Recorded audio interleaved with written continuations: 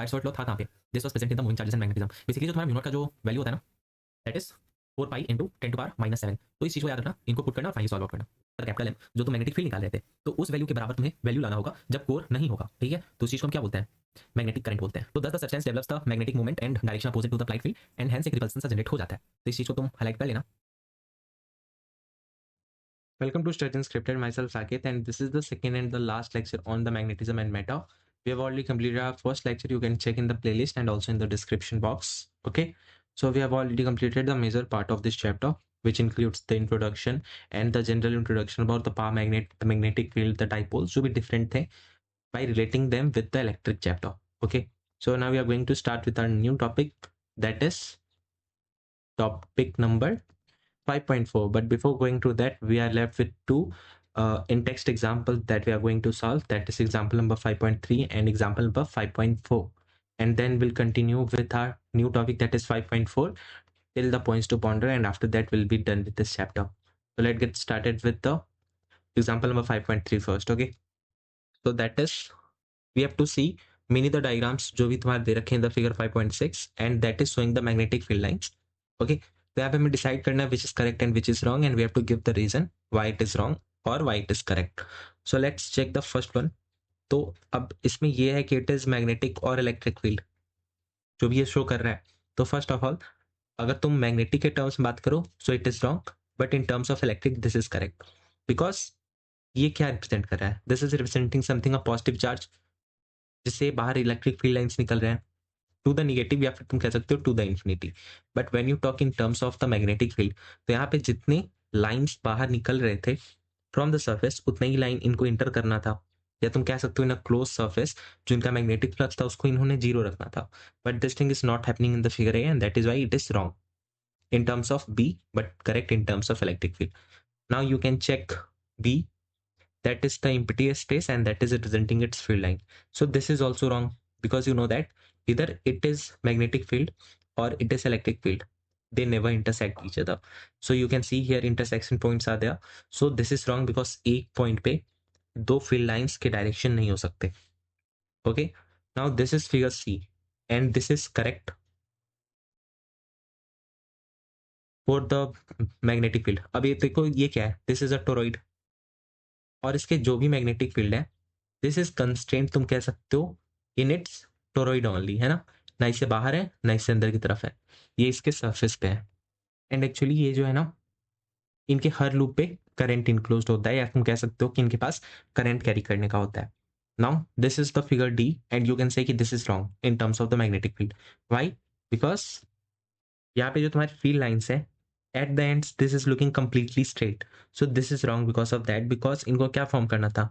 इनको एक close loop form करना था. एंड दैट सिचुएशन तुम कह सकते थे मैग्नेटिक फील्ड के टर्म्स में करेक्ट बैठते, but this is not doing that, so that is wrong. और ये इतने स्ट्रेट है कि ये क्या कर रहे हैं?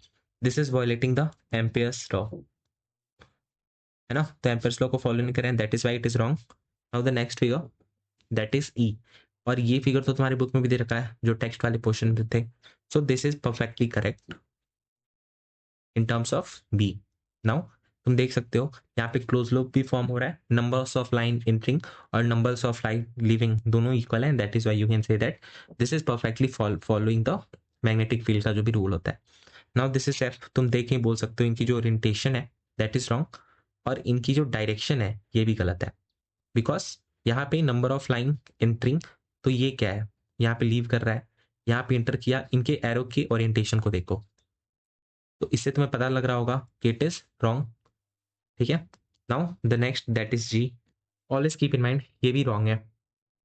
इसके पीछे का रीजन ये है that the magnetic field lines जो है यहाँ पे तुम्हारे बिटवीन द टू पोल्स ये कभी भी स्ट्रेट नहीं हो सकते, और यहाँ पे काफी अच्छा खासा स्ट्रेट लाइन बना हुआ है.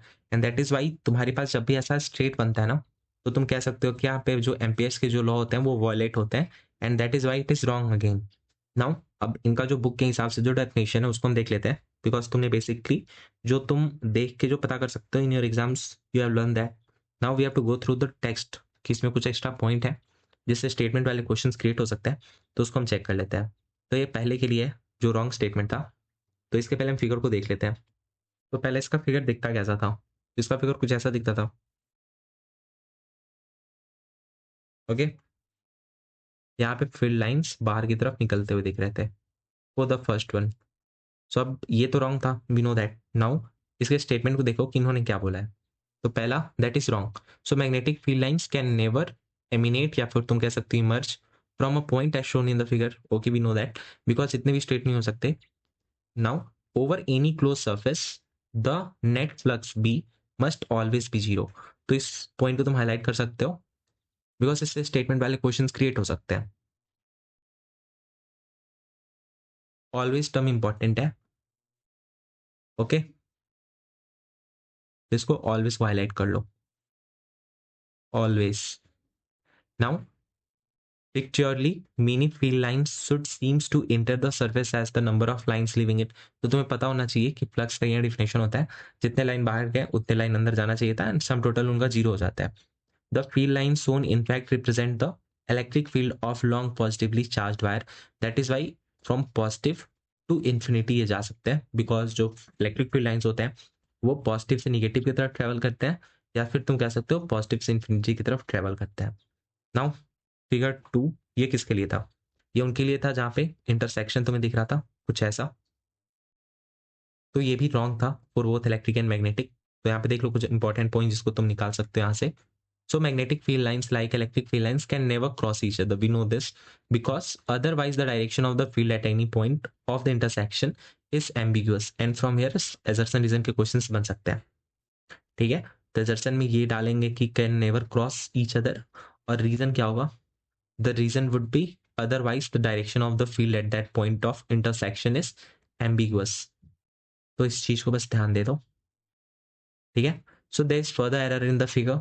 नाउ जो नेक्स्ट एरर इनको बताना है, that is magnetostatic field line can never form a close loop. तो यहाँ पे क्लोज लूप भी बनता हुआ दिख रहा था। वेट, यहाँ पे जो तुम्हें क्लोज लूप दिख रहा है, तो इससे स्टेटमेंट को तुम कैरी फॉरवर्ड कर सकते हो, because this is something important. तो इसको हाईलाइट कर लो। Magnetostatic field lines can never form a close loop. तो हमने ये देखा है जो मैग्नेटिक फील्ड लाइंस होते हैं वो क्लोज लूप फॉर्म करते हैं। ओके, मैग्नेटिक फील्ड लाइंस में से लिख दे रहा हूं, ये क्लोज लूप फॉर्म करते हैं, we know this. But magnetic field lines जो स्टैटिक वाले हैं, क्लोज लूप नहीं फॉर्म, ये क्लोज लूप को फॉर्म नहीं करते। Now a close loop of a static magnetic field line must encloses a region across where the current is passing, and by contrast the electric field lines, ये भी wrong है because ये भी तो intersection नहीं create कर सकता। Now जो फी सी था वो कौन था?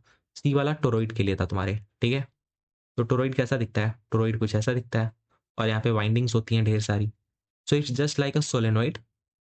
जो टोरॉइड होता है वो बस सोलेनोइड की तरह होता है, और इनका जो सर्कुलर शेप होता है, बस यही अंतर होता है दोनों में। और इनका जो फॉर्मूला होता है वो भी हम ड्राइव कर सकते हैं with the help of the formula of the solenoid only. नाउ यहाँ पे magnetic field lines are completely confined within a toroid, तो मैंने वहां पे बोला था कि that is correct. Now nothing wrong here in the field lines forming a close loop. तो यहाँ पे टोरॉइड के लिए एक इंपॉर्टेंट डेफिनेशन है, स्टेटमेंट है तुम कह लो, since each close loop encloses a region across which current passes, this is for the toroid. ठीक है, नाउ यहाँ देखो, only a few field lines within the toroid have been shown.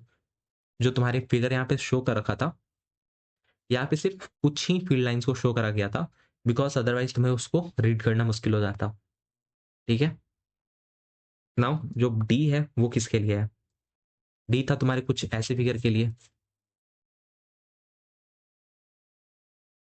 ठीक है, तो ये भी क्या था तुम्हारा? रॉन्ग था।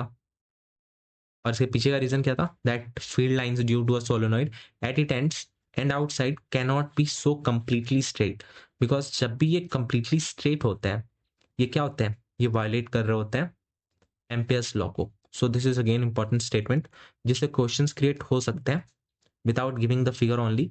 ऐसा क्वेश्चन क्रिएट हो जाएगा कि अगर सोलेनोइड में एंड्स जो तुम्हारे स्ट्रेट होते हैं तो उससे कौन सा लॉ वायलेट होता है, and then you have to just say that Ampere's law violate होता है। तो ऐसे वन वर्ड वाले क्वेश्चंस क्रिएट हो सकते हैं। नाउ जो ई डायग्राम था उसको तो तुमने देखा था, वो परफेक्टली ऑल राइट वाले चीजें थी इनमें, है ना? Number of line in rings that was equal to the number of lines living, और यहाँ पे क्लोज लूप क्रिएटेड थे जो कि तुम्हारे मैग्नेटिक फील्ड्स के लिए होते हैं ना। Okay, so let's read this कि यहाँ पे कौन से पॉइंट बता रखे हैं इन्होंने। तो द स्टेटमेंट इज, पहला कि ये करेक्ट है, वी नो दिस बिकॉज ये फिगर यूज हो रखा है in the chapter also in the proper figure section, ठीक है। So these three lines outside and inside a bar magnet, ठीक है। So this was a bar magnet जहाँ पे नॉर्थ साउथ पोल होगा और वहाँ पे आउटसाइड में नॉर्थ टू साउथ और इनसाइड में south to north field lines create होते हैं। So we have to note that carefully the direction of field lines inside. Okay, so not all field lines emanate या फिर कह सकते हो emerge out of a north pole or converge into a south pole. So around both the north and the south pole, the net flux of the field is zero. Okay? So यहाँ पे जो तुम्हें important statement मिलता है जिससे questions create किए जा सकते हैं वो क्या है? यहाँ पे लिखा हुआ है कि not all field lines emanate out of a north pole या converge into the south pole. That is why यहाँ पे नॉर्थ साउथ में जो भी फील्ड लाइंस क्रिएट हो रहे हैं उसके साथ साथ यहाँ पे तुम देख सकते हो बार मैग्नेट के साइड में भी तुम्हारे मैग्नेटिक फील्ड लाइंस क्रिएटेड है। So that is why this statement is correct है। तो प्रॉपरली तुम्हें ये स्टेटमेंट को ध्यान देना है जिसमें से स्टेटमेंट वाले क्वेश्चन क्रिएट किए जा सकते हैं टू आस्क करेक्ट और नॉट, ठीक है।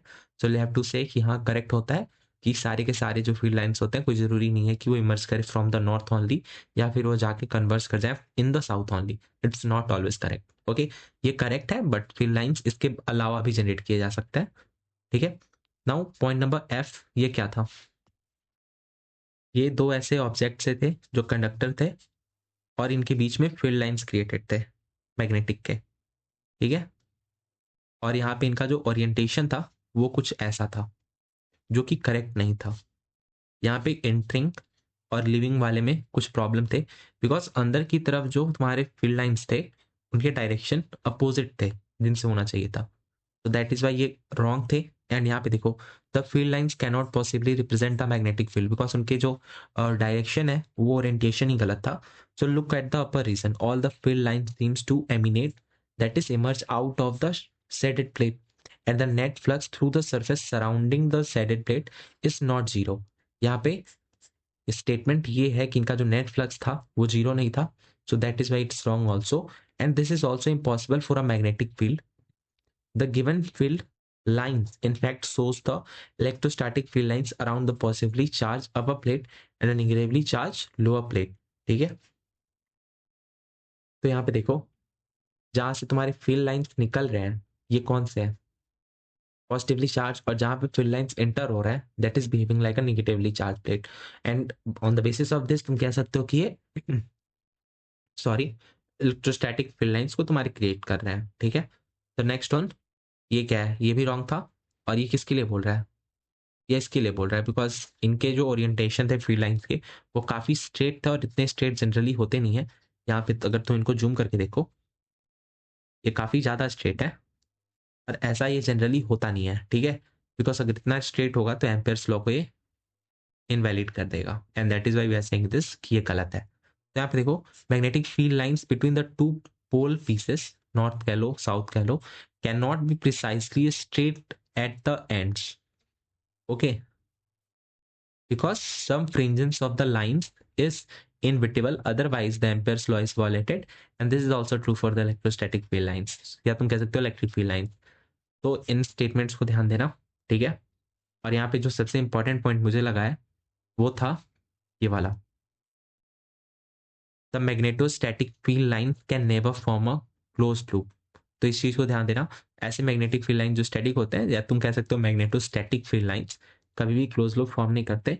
बट जनरली जब तुम स्टेटमेंट देखते हो magnetic field lines always forms a close loop, so ये भी करेक्ट होता है बिकॉज तुमने अभी ऊपर देखा था that over close surface the net magnetic flux zero होता है बिकॉज जितने फील्ड लाइंस इंटर होते हैं जितने फील्ड लाइंस निकलते हैं वो इक्वल होते हैं एंड ओवरऑल कैंसिल आउट कर लेते हैं एक दूसरे को। So that is why we are saying like that. Because ये स्टेटमेंट्स इंपॉर्टेंट है थोड़े से बिकॉज सारे के सारे एक पोटेंशियल क्वेश्चन थे। तो यहाँ पे टोटल तुम्हारे 7 पॉइंट्स थे तो उसको तुम देख लेना। Now next one that is example number 5.4, the magnetic field line सोन show the direction at every point along which a small magnetic needle is aligned। तो अभी देखना है हमें, so do the magnetic field lines also represent the line of force on a moving charge particle at every point। तो ये जो line of force का जो स्टेटमेंट था ये हम सिमिलरली यूज करते हैं for the magnetic field lines, but इसको हमारी बुक में यूज नहीं करना है बिकॉज हमने स्टार्टिंग ऑफ द लेक्चर यानी कि लेक्चर 1 में ही देख रखा था इसको, दैट इसको हम रिप्रेजेंट कर सकते हैं but we don't use this statement in this chapter. That magnetic field lines को हम कंपेयर नहीं करते with the line of force. तो चलो देख लेते हैं तुम्हारा आंसर क्या है। इसका सीधा आंसर ये होगा ना कि तुम मैग्नेटिक फील्ड लाइंस को लाइन ऑफ फोर्स नहीं बोल सकते हो, बिकॉज ये काफी मिसलीडिंग होता है। तो इस चीज को हमेशा ध्यान देना, बिकॉज जो मैग्नेटिक फोर्स होता है ना, यहाँ पे लिख लो F M, that is a magnetic force. ये क्या होता है? That is always perpendicular to the magnetic field. तो इस चीज को ध्यान देना, एंड दैट इज वाई एक फॉर्मूला भी तुम्हारा होता है फॉर द मैग्नेटिक फोर्स। वो कौन सा होता है? That is Q V B. तो यहाँ पे क्या होता है? Q V B sine theta, it is a vector product, that is why हम साइन थीटा को यूज कर लेते हैं, या तुम कह सकते हो क्रॉस प्रोडक्ट होता है। सो ये काफी मिसलीडिंग हो जाएगा कि अगर तुम मैग्नेटिक फील्ड लाइंस को बोलो कि ये लाइन ऑफ फोर्स है, because line of force something ये मतलब रखता है कि ये तुम्हारी फोर्स के डायरेक्शन से रिलेटेड है, बट जो मैग्नेटिक फील्ड लाइंस होते हैं that is related to the magnetic field, और जो मैग्नेटिक फोर्स होता है वो इस मैग्नेटिक फील्ड के ऑलवेज परपेंडिकुलर है। So that is why it's completely misleading to say this. Okay, now point number B, if the if magnetic monopole existed, how would the Gauss law of the magnetism be modified? So first of all, monopole exist नहीं करते हैं, always it is like two poles, north and south, never a monopole। ठीक है, तो यहाँ पे change हो जाएगा Gauss law, because Gauss law जब तुम इलेक्ट्रोस्टैटिक के टर्म्स में देखते थे तो वहाँ पे तुम सिंगल चार्ज को आइसोलेट कर सकते थे, या तुम कह सकते हो इनक्लोज कर सकते थे। सो इन दैट तुम्हारा जो फ्लक्स होता था that was directly proportional to Q enclosed divided by epsilon naught. But when you talk about this magnetic one, तो यहाँ पे होते हैं two poles, north and south. So तुम मोनोपोल एग्जिस्ट नहीं करा सकते हो। दैट इज वाई यहाँ पे जो मैग्नेटिक फ्लक्स होता है in a close loop that is equal to zero. But अगर इफ एनी इन सिचुएशन यहाँ पे मोनोपोल एग्जिस्ट कर रहा होता है तो गॉस लॉ कैसे मॉडिफाई होगा, अब इस पे रिलेटेड क्वेश्चन है। So let's check this. तो let's simply write out formula. तो होता क्या है? तो ये होता है अपना बी, ये होता है अपना area element that is equal to zero in a close loop. और ये तुम किसके लिए बोलते हो? जब तुम्हारे पास टू पोल्स होते हैं। बट अगर तुमने अकॉर्डिंग टू द क्वेश्चन ये मान लिया कि यहाँ पे मोनोपोल एग्जिस्ट कर रहा है, तो इस सिचुएशन में तुम्हारा जैसे कि इलेक्ट्रिक वाले के लिए होता है ना, वैसा ही चेंज हो जाएगा। तो इलेक्ट्रिक फील्ड में क्या होता है ना, जो तुम्हारा फ्लक्स होता है that is directly proportional to Q divided by epsilon naught. तो सिमिलरली यहाँ पे ये जो मोनोपोल होगा that would change to magnetic field into the area element that is equal to mu into रुको, क्यू का एनालोगस कौन होता है? दैट इज क्यू एम, ले लो इसको तुम। और ये क्या होगा? M for the monopole. ठीक है, और यहाँ पे मैंने यहाँ पे म्यू इसलिए ले रखा है, म्यू नॉट कह लो, इसलिए बिकॉज यहाँ पे जो म्यू नॉट होता है ना that thing is analogous to epsilon naught, है ना। तो ये कुछ ऐसा होता है, mu naught one by epsilon naught. तो ये एनालॉगस टर्म्स होते हैं, we have already seen this. तो तुमने बस इसको चेंज करा है, या तुम कह सकते हो कन्वर्ट करा इन the terms of mu not. किसको? एप्सिलॉन नॉट को तुमने चेंज करा, और ओवरऑल जो तुम्हारे इलेक्ट्रिक फ्लक्स का फॉर्मूला था तुमने जस्ट उसको कॉपी पेस्ट कर दिया, बस एनालॉगस टर्म्स को चेंज करके। So let's check it out. तो पहले वाले को तो तुमने देख रखा था कि कैसे ये क्या होता है ना कि मिसलीडिंग होता है, और तुम मैग्नेटिक फील्ड लाइंस को फोर्स लाइन नहीं बोल सकते हो। ठीक है, जो सेकंड में तुमने देखा ये प्रॉपर फॉर्मूला होता है for the closed magnetic field जब तुम निकालते हो फॉर एनी क्लोज सरफेस, और जब तुम्हारे पास टू पोल्स होता है। बट अकॉर्डिंग टू क्वेश्चन अगर मोनोपोल एग्जिस्ट होता है तो तुम्हारे को ये फॉर्मूला मिल रहा होता है। एंड यहाँ पे जो mu naught divided by Q M है, तो यहाँ पे जो म्यू नॉट है that is just analogous to one by epsilon naught in the terms of magnetic one. Okay, तो यहाँ पे ये यूज भी हो रखा होगा, ये तुमने टेक्स्ट में देख रखा है, यहाँ पे इन्होंने नहीं बताया एनालॉगस टर्म्स के बारे में, but it is okay. So let's check the see. Does a bar magnet exert a torque on itself due to its own field? And second question जो है इसमें, does one element of the current carrying wire exert a force on the another element of the same wire? Okay, तो तुम्हारे first question का answer है no, यानी कि ऐसा कोई भी बार मैग्नेट नहीं होता है जो खुद के टॉर्क को मतलब क्या करे, जनरेट कर पाए खुद के एलिमेंट की वजह से। ठीक है, या तुम कह सकते हो खुद के फील्ड की वजह से। So this is no. और जो सेकेंड है ना वो यस होगा, बिकॉज ऐसा पॉसिबल है that one element of a current carrying wire exert a force on the another element of the same wire, that is possible, but the first statement is not possible. So let's check the answer. यहाँ पे देखो, there is no force or a torque on an element due to the field produced by the element itself, and this is a very good statement जिससे questions create हो सकते हैं कि ऐसा कोई भी फोर्स या टॉर्क नहीं होता है एलिमेंट के पास जो जनरेट हो पाए खुद के मैग्नेटिक फील्ड की वजह से।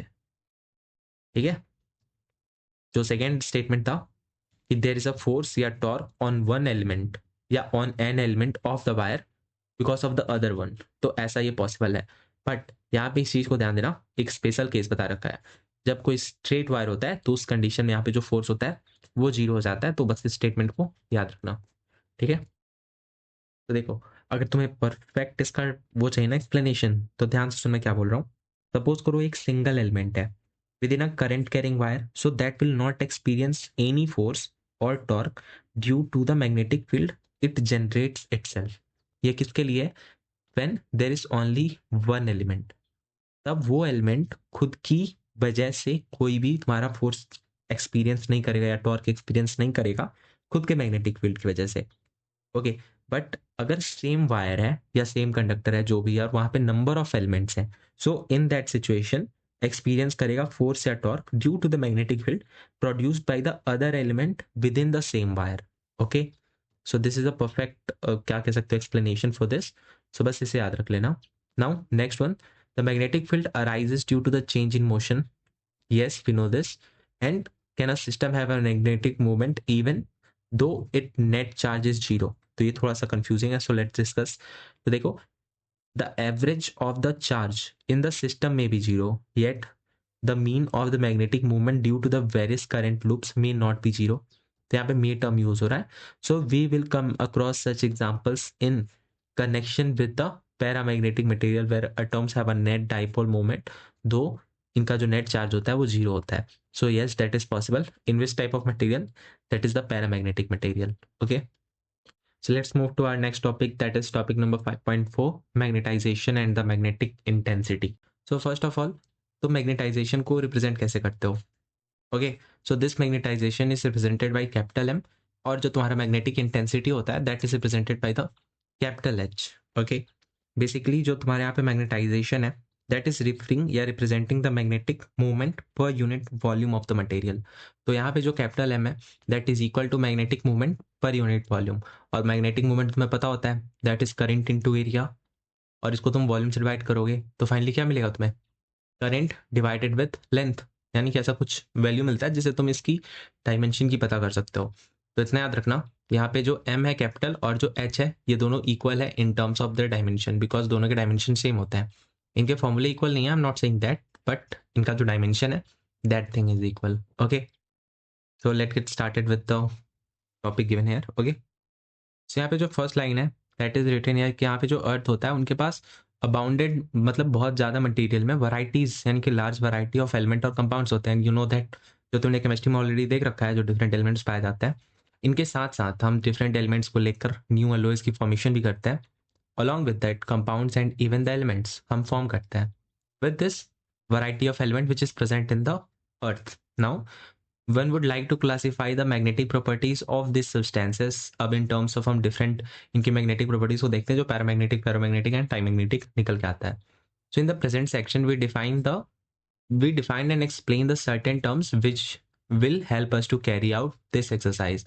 तो यहाँ पे हम उनके terms को जब हम define करने वाले हैं तो कुछ लोग help करने वाले हैं, यानी कि कुछ ऐसे चीज़ें हैं जो हमें help करने वाले हैं, और वो कौन होने वाले हैं? वो हमारे मैग्नेटाइजेशन या फिर मैग्नेटिक इंटेंसिटी होने वाले हैं।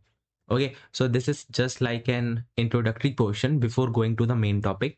और वो मेन टॉपिक कौन सा है तुम्हारा?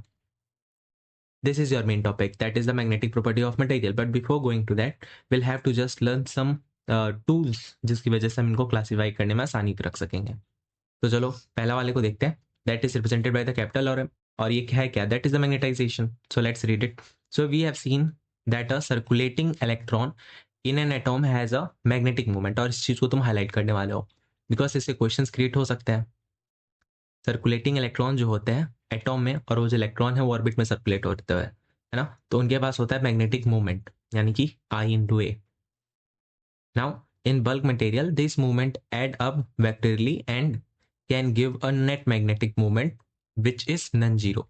और तुम ये भी बोल सकते हो जब ये ज़्यादा क्वांटिटी में होते हैं, बल्क मटेरियल में होते हैं, तो ये जितने भी मैग्नेटिक मूवमेंट मिलने वाले हैं वो सारे के सारे वेक्टरली ऐड हो जाते हैं, बिकॉज यहाँ पे जो कैपिटल है मैग्नेटिक मूवमेंट है that is a vector quantity, that is यहाँ पे वेक्टर स्लो एप्लीकेबल है। और ये तुम्हें एक नेट मैग्नेटिक मोमेंट देता है, और ये जो नेट मैग्नेटिक मोमेंट होता है ये कैंसल आउट नहीं हो पाता, that is why it is non zero. So you have to just keep in mind. So we define the magnetization that is capital M of a sample to be equal to its net magnetic moment per unit volume, जो मैंने तुम्हें starting में ही बता रखा था. तो तुम यहाँ से इसकी डायमेंशन का पता लगा सकते हो. तो जो तुम्हारा मैग्नेटिक मोमेंट है that is current into area, and this thing is divided with the volume. So this will become current divided by length. तो इसका जो तुम्हारा डायमेंशन होगा that would B ampere L inverse, ऐसा कुछ दिखेगा. ठीक है, तो इसको तुम हाईलाइट भी कर सकते हो, ये रहा. So this is measured in units of ampere per metre. Consider a long solenoid. तो यहाँ पे हमें कंसिडर करना है, और वो कौन है, एक सोलेनोइड है जो लॉन्ग है और जिनके पास एन टर्न्स है. तो यहाँ पे स्मॉल एन है, that is number of turns divided by per unit length. ठीक है, तो यहाँ पे इनकी मतलब भी बता रखी है. And this is carrying a current I, जिसको तुमने डोनेट कर रखा है, यहाँ पे डिनोट कर रखा है. So the magnetic field in the interior of the solenoid was shown and given by this formula. तो ये तुम्हारा मैग्नेटिक फील्ड का फॉर्मूला है जो तुमने ऑलरेडी देख रखा है the magnetism and matter chapter. तुम यहाँ पे देख रहे हो, और अलॉन्ग भी तुमने मूविंग चार्जेस एंड मैग्नेटिज्म में भी इसको समझ रखा है, और साथ में ही तुमने इसको इलेक्ट्रोमैग्नेटिक इंडक्शन में भी इनके कुछ पोर्शंस को तुमने वहाँ पे भी समझा था. ठीक है, so all things are just correlated, and we have already completed all the chapter जो भी तुम्हारे मैग्नेटिज्म यूनिट में है.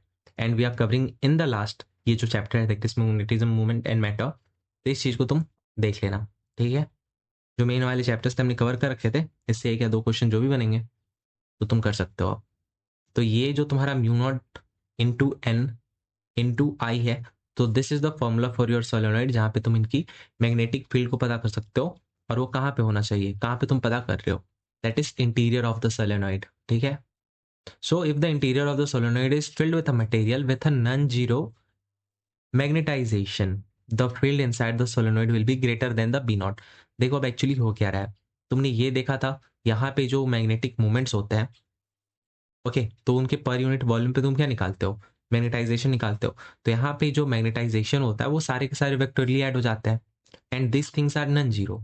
तो पहले से अगर वहां पे कुछ मैग्नेटिक फील्ड मैग्नेटाइजेशन मौजूद है, उसके बाद तुम मैग्नेटिक फील्ड जनरेट कर रहे हो इन the solenoid, so after all वो क्या हो जाएगा, एड अप हो जाएगा. ठीक है, तो वो ग्रेटर होगा. तो इस चीज को भी तुम पे हाईलाइट करना चाहिए. तो देखो, the field inside the solenoid will be greater than B naught. तो यहाँ पे जो बी नॉट है ना, ये कौन है, this is your interior of the solenoid में जो मैग्नेटिक फील्ड मौजूद था. तो बी नॉट इज क्या, that is magnetic field in the interior of solenoid.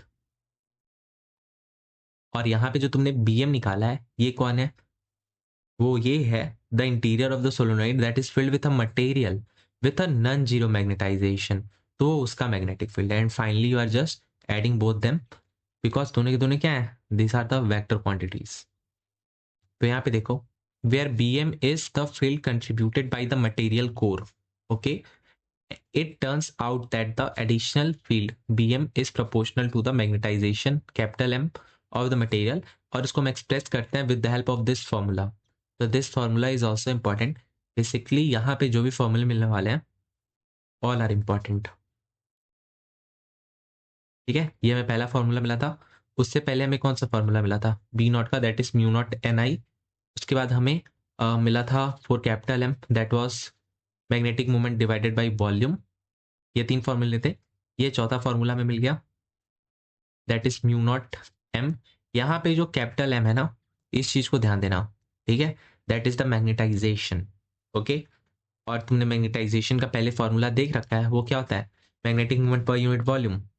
ठीक है, तो ये थोड़े वैल्यूज को तुम इंटरचेंज भी कर सकते हो आपस में अकॉर्डिंग टू योर नीड. तो यहाँ पे म्यू नॉट का जो इंट्रोडक्शन हुआ है ना, पहले उसको समझ लो वो एक्चुअली होता क्या है. तो इसको हाईलाइट कर लेते हैं. Mu naught is the same constant that is the permittivity of the vacuum. और इसको तुमने कहाँ पे देख रखा है, तुमने इसको देख रखा है बायोट-सावर्ट लॉ में, है ना.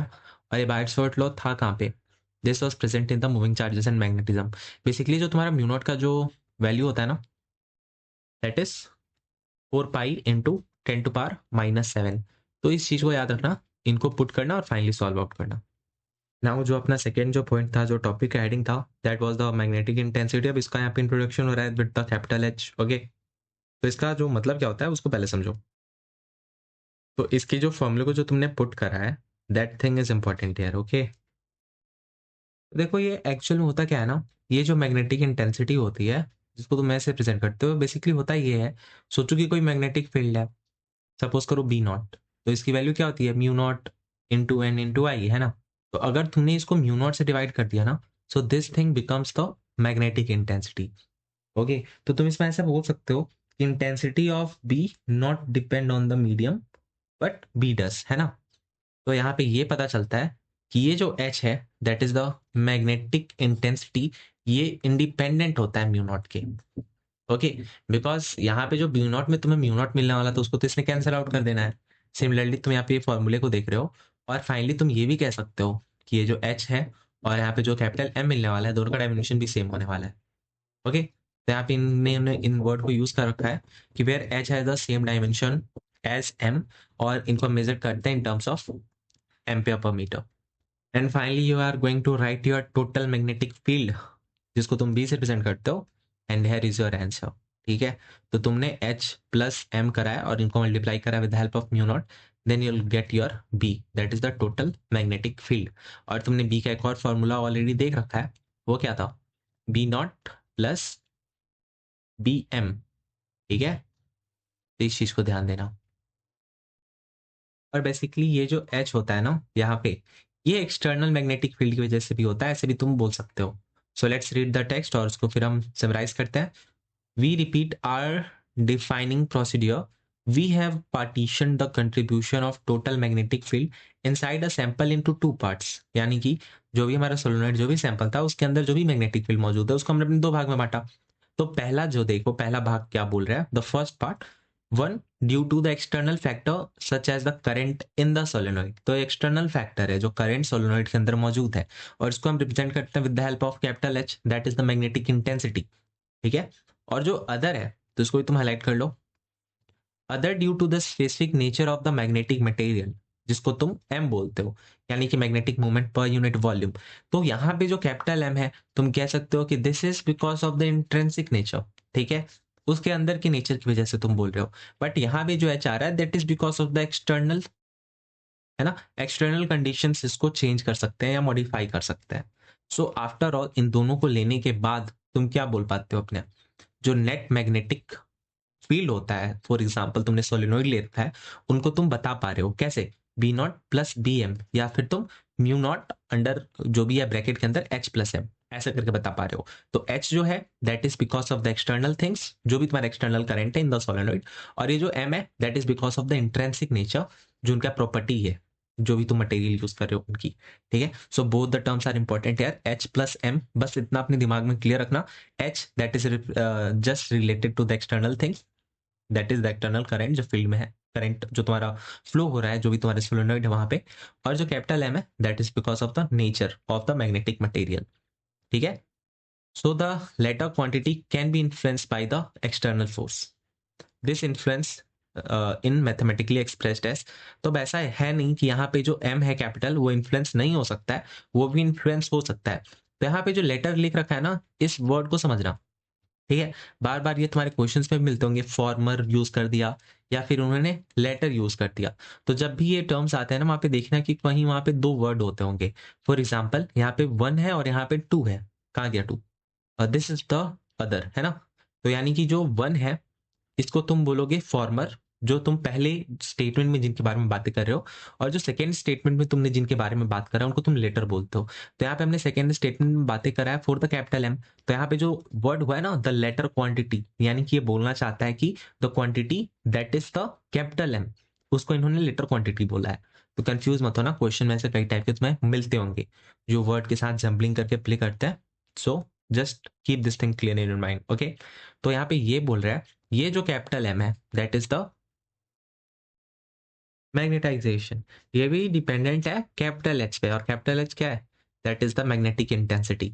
तो इनके बीच में जो रिलेशन है वो डिपेंड किस पे कर रहा है, इस एक्स जैसे दिखने वाली जो भी है उस पे, कांस्टेंट पे। तो ये जो एक्स है ना, इसको तुम एक्स नहीं बोल सकते, इसको तुम बोलते हो काई। ठीक है, सी एच आई, काई। तो इसको हम देखते हैं, basically this thing is also important यार। So this is a dimensionless quantity, और पहला क्वेश्चन जो तुमने अगर मॉक पेपर दे रखे होंगे ना, किसी अच्छे इंस्टीट्यूट के, खासकर ये वाले क्वेश्चन को पूछते हैं काई का डायमेंशन क्या है, और वहाँ पे एक ऑप्शन में होता है M0 L0 T0, that is the dimension less. Okay, तो इस चीज को ध्यान देना। अब इनके डायमेंशन लेस होने का एक रीजन भी होता है। फॉर एग्जाम्पल इन्होंने बोला M इज इक्वल टू काई इंटू एच, तो तुम्हें तो ये पता है ना M और H का वैल्यू सेम होता है इन टर्म्स ऑफ द डायमेंशन, तो यहाँ पे जो काई है ऑटोमेटिकली क्या हो जाएगा, कैंसिल आउट होने के बाद डायमेंशन लेस हो जाना है। So this is the magnetic susceptibility. ठीक है, यहाँ पे जो तुम काई जो है ना, इनका नाम होता है मैग्नेटिक ससेप्टिबिलिटी, इस चीज को ध्यान देना।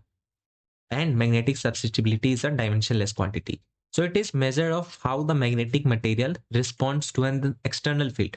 यानी कि जो मैग्नेटिक मटेरियल था, जो उसकी इंट्रिंसिक प्रॉपर्टी थी, इंट्रिंसिक जो वैल्यू है, that is the capital M. अब वो कैसे रिप्रेजेंट कर रहा है, कैसे वो अपने आप में रिस्पॉन्स ला पा रहा है, because of this external capital H. ठीक है, तो उसको हम बोलते हैं काई से रिप्रेजेंट करते हैं, that is the magnetic susceptibility. ठीक है, तो इस चीज को ध्यान देना। और यहाँ पे जो एच है that is representing the external field जो भी कॉज कर रहा है रिस्पॉन्स। तो यहाँ पे जो एक्स है chi is a small and positive for materials which are paramagnetic. तो यहाँ पे रखना दैट द मैग्नेटिक ससेप्टिबिलिटी जो होता है that is positive and small, तो ये होता है पैरामैग्नेटिक के लिए। अगर ये पॉजिटिव एंड लार्ज होते हैं काफी, तो ये होते हैं फेरोमैग्नेटिक के लिए। और अगर ये निगेटिव होते हैं तो ये होते हैं डाईमैग्नेटिक के लिए। तो इनको हम देखने वाले हैं, don't worry for this. So it is a small and negative for materials which are termed as diamagnetic, and in the latter case जो M और H है are opposite in direction from the equation we obtain. तो चलो इसको भी देख लेते हैं, इसको पहले हाईलाइट कर लो। और देखो यहाँ पे अगेन इसने वर्ड यूज करा इन द लेटर केस। अब लेटर केस तुम खुद सोचो किसको बोल रहा है, ये बोल रहा है फॉर द डाईमैग्नेटिक। यानी कि जब तुम डाईमैग्नेटिक में देखते हो ना, तो तुम्हारा जो H होता है और जो तुम्हारा M होता है, इन दोनों की जो डायरेक्शन होती है ये अपोजिट होती है। एंड दैट इज वाई जो तुम्हारा काई है उसकी वैल्यू क्या पा रही है, निगेटिव आ पा रही है। तो इन्होंने वर्ड के साथ काफी अच्छे से खेल रखा है। दैट इज वाई एनसीईआरटी पढ़ना थोड़ा सा डिफिकल्ट होता है, कई बार कुछ मिस्टेक्स हो भी जाते हैं, मेरे से भी हो जाते हैं। तो अगर तुम्हें मिले तो तुम बता सकते हो, ठीक है। बट बेसिकली मैं कोशिश करता हूँ कि ऐसा कोई मिस्टेक मिले नहीं आपको, जो हो नहीं, ठीक है।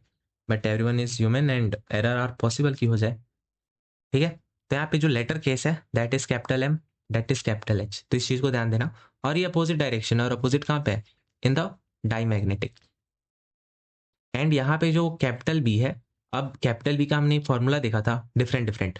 फॉर एग्जाम्पल हमने एक देखा था B naught plus B M, हमने एक और देखा था that is mu H plus M. तो ये दो फॉर्मूले को देखा था, और इन्होंने दो फॉर्मूले से मॉडिफाई करके एक तीसरा फॉर्मूला क्रिएट करा है, दैट इज दिस फॉर्मूला।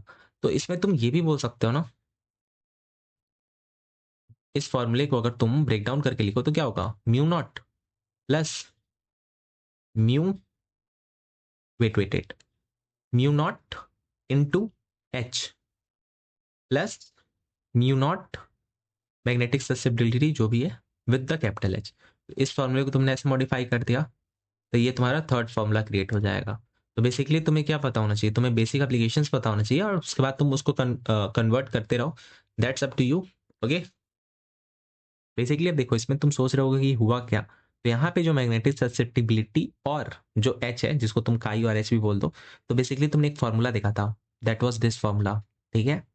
तो तुमने क्या किया, इस m की वैल्यू को इंटरचेंज कर दिया विद दिस वैल्यू, और बेसिकली ये अपना वही फॉर्मूला है जो तुमने यहाँ पे देख रखा है, ठीक है। बस मैंने इनके वैल्यूज को इंटरचेंज कर दिया, तो जिससे तुम्हें कंफ्यूजिंग लगने लगा।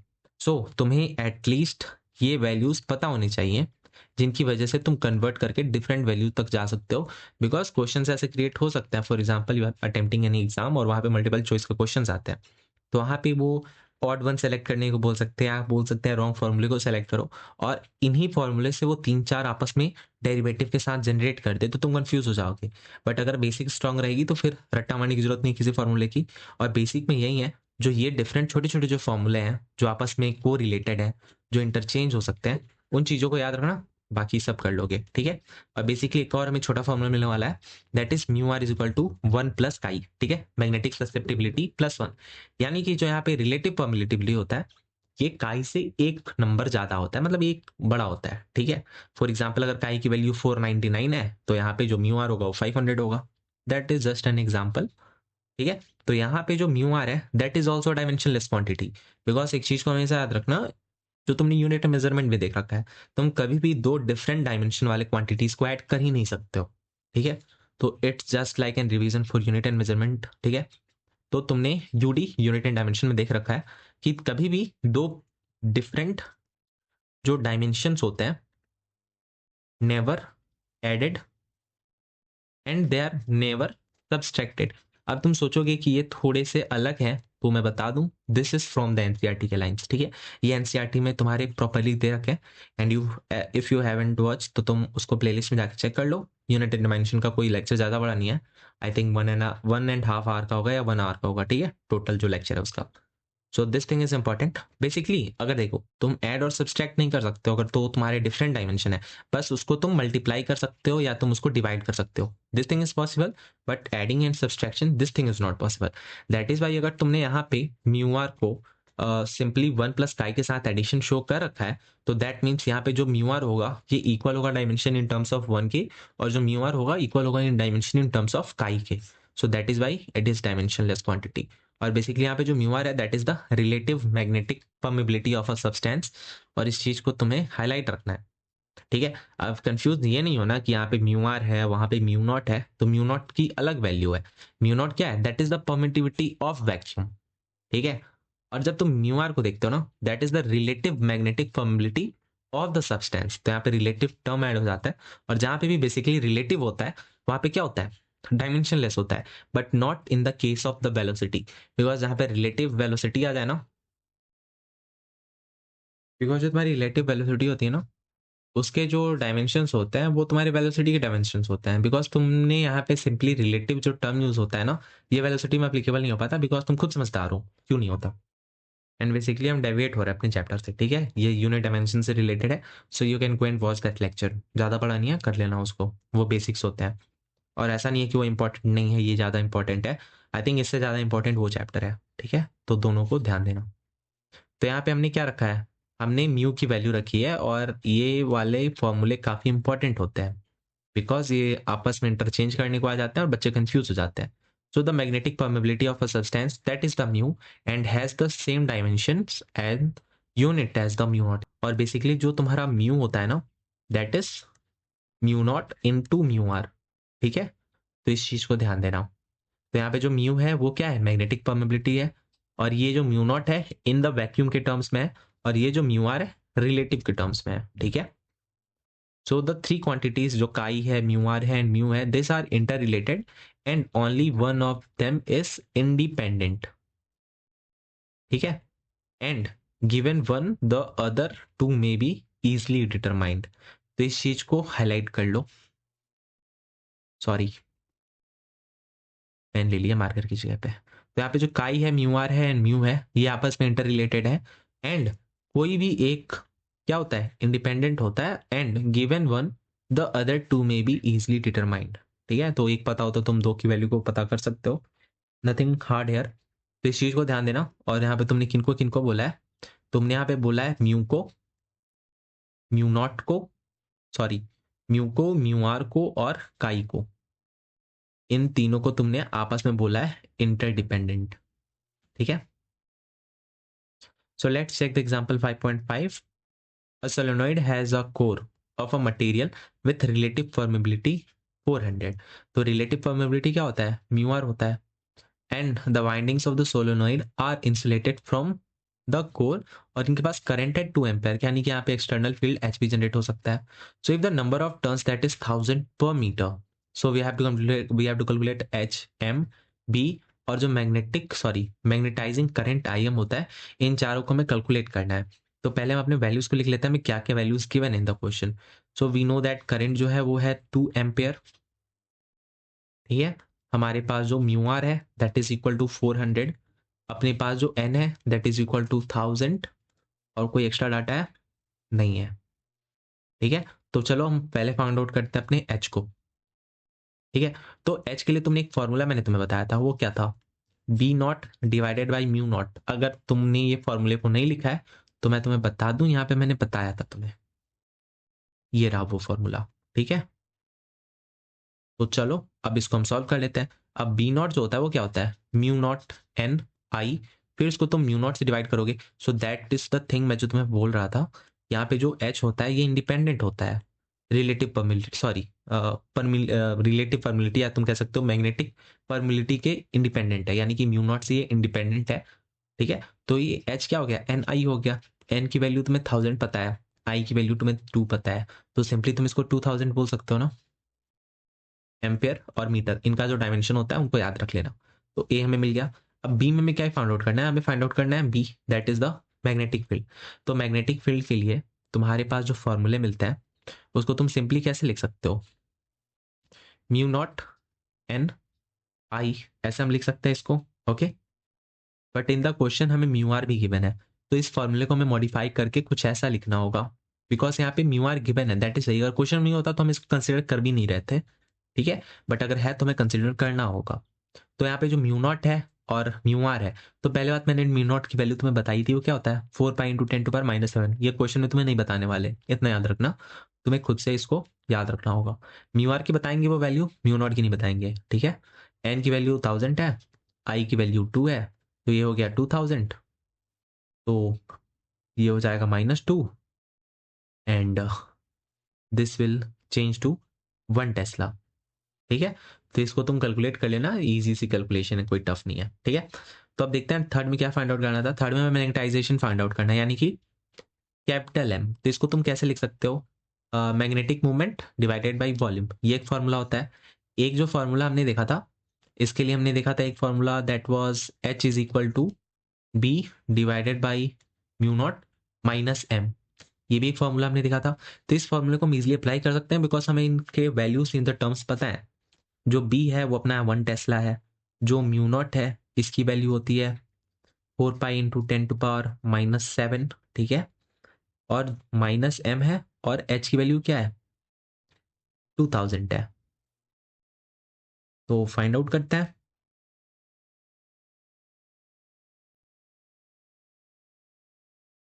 ठीक है, so after finding it out हमें जो अपना वैल्यू मिलने वाला है, हमें जो अपना आंसर मिलने वाला है, that is going to be 8 × 10⁵ ampere. ठीक है, तो तुम इस चीज को अप्लाई करना, तुम्हें अपना आंसर मिल जाएगा। ठीक, तो दैट्स नथिंग टफ, बस बेसिकली सिंपल से फॉर्मूला बेस्ड क्वेश्चन है। इनको अगर तुम प्रैक्टिस नहीं भी करो ना तो कोई ज़्यादा टफ नहीं होते, बिकॉज ये प्रैक्टिस रहना चाहिए, तुम्हें जो फॉर्मूलेज हैं वो याद रहने चाहिए। बाकी इट्स नॉट दैट टफ कि तुम्हें इनको बहुत बार प्रैक्टिस करना पड़े, बिकॉज इनमें कोई कोई कॉन्सेप्चुअल मतलब जो चीज़ें हैं वो इंक्लूडेड नहीं है, सिंपली ये फॉर्मूले बेस्ड है। फॉर्मूले इनको लिख के रख लेना कहीं पे, काम हो जाएगा तुम्हारा। ठीक है, जो लास्ट है उसमें हमें क्या फाइंड आउट करना है, that is the magnetising current I M. Okay, तो देखते हैं आई एम को हम कैसे फाइंड आउट कर सकते हैं। सो द मैग्नेटाइजिंग करंट जो आई एम है is the additional current that needs to be passed through the windings of the solenoid in the absence of the core, which would give B value as in the presence of the core।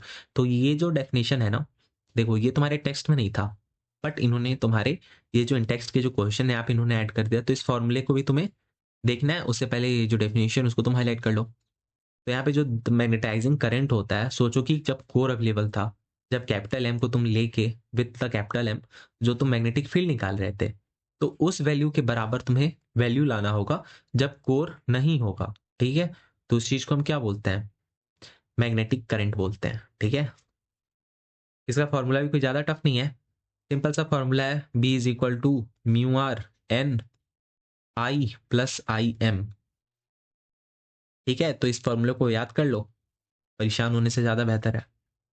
ठीक है, so this is your mu not, जिसकी value सभी को पता होती है और पता होनी भी चाहिए, दिस इज द वैल्यू। ठीक है, एन जो है वो 1000 है, आई की वैल्यू 2 जो तुम्हारी एक्सटर्नल करंट है दे रखी है, आई एम तुम्हें पता करना है, तो बस अपने वैल्यूज को फाइंड आउट करो। और जो बी की वैल्यू है तुमने ऑलरेडी देख रखा है 1 टेस्ला, काफी सिंपल सा है, जस्ट गेट योर आंसर। ठीक है, so we are done with this and let's move to the next one, जो है magnetic properties of material, and I think this the most important topic from this chapter. ठीक है, तो यहाँ से questions बनने की, तो let get started with our next topic, that is 5.5 magnetic properties of material. तो यहाँ पे 3 प्रॉपर्टीज हम बेसिकली डिस्कस करने वाले हैं। ठीक है, तो वो डाई के लिए होगा, पैरा के लिए होगा, फेरो के लिए होगा। ठीक है, तो चलो देखते हैं। तो तुम टर्म ससेप्टिबिलिटी से पहले इंट्रोड्यूस्ड हो चुके हो, जिसको तुम काई से रिप्रेजेंट करते हो, एंड इसका जो डायमेंशन होता है तुम्हें पता होता है कि डायमेंशन लेस होता है, और जो काई और म्यू आर होते हैं वो आपस में रिलेटेड होते हैं, इन फॉर्मूले को भी तुमने देख रखा है। तो इतना याद रखना, जब तुम्हारी काई की वैल्यू निगेटिव और स्मॉल होगी, यहाँ पे देखो काई इज निगेटिव, तो तुम्हारा वो होता है डाईमैग्नेटिक। अगर वो पॉजिटिव एंड स्मॉल है तो वो है पैरामैग्नेटिक, और फेरोमैग्नेटिक जब वो पॉजिटिव के साथ साथ लार्ज भी है तब। ठीक है, तो चलो आप टेबल 5.2 देखो। बेसिकली जो भी यहाँ पे इंपॉर्टेंट है ना, मैंने उसको हाईलाइट कर रखा है या मैंने उसको साइड में लिख रखा है, जो तुम्हारे क्वेश्चंस बन सकते हैं जिससे। ओके, तो दिस इज टेबल 5.2 और यहाँ पे हम इन तीनों को क्लासीफाई कर रहे हैं इन द टर्म्स ऑफ काई, म्यू आर एंड म्यू। ठीक है, तो अब देख लेते हैं।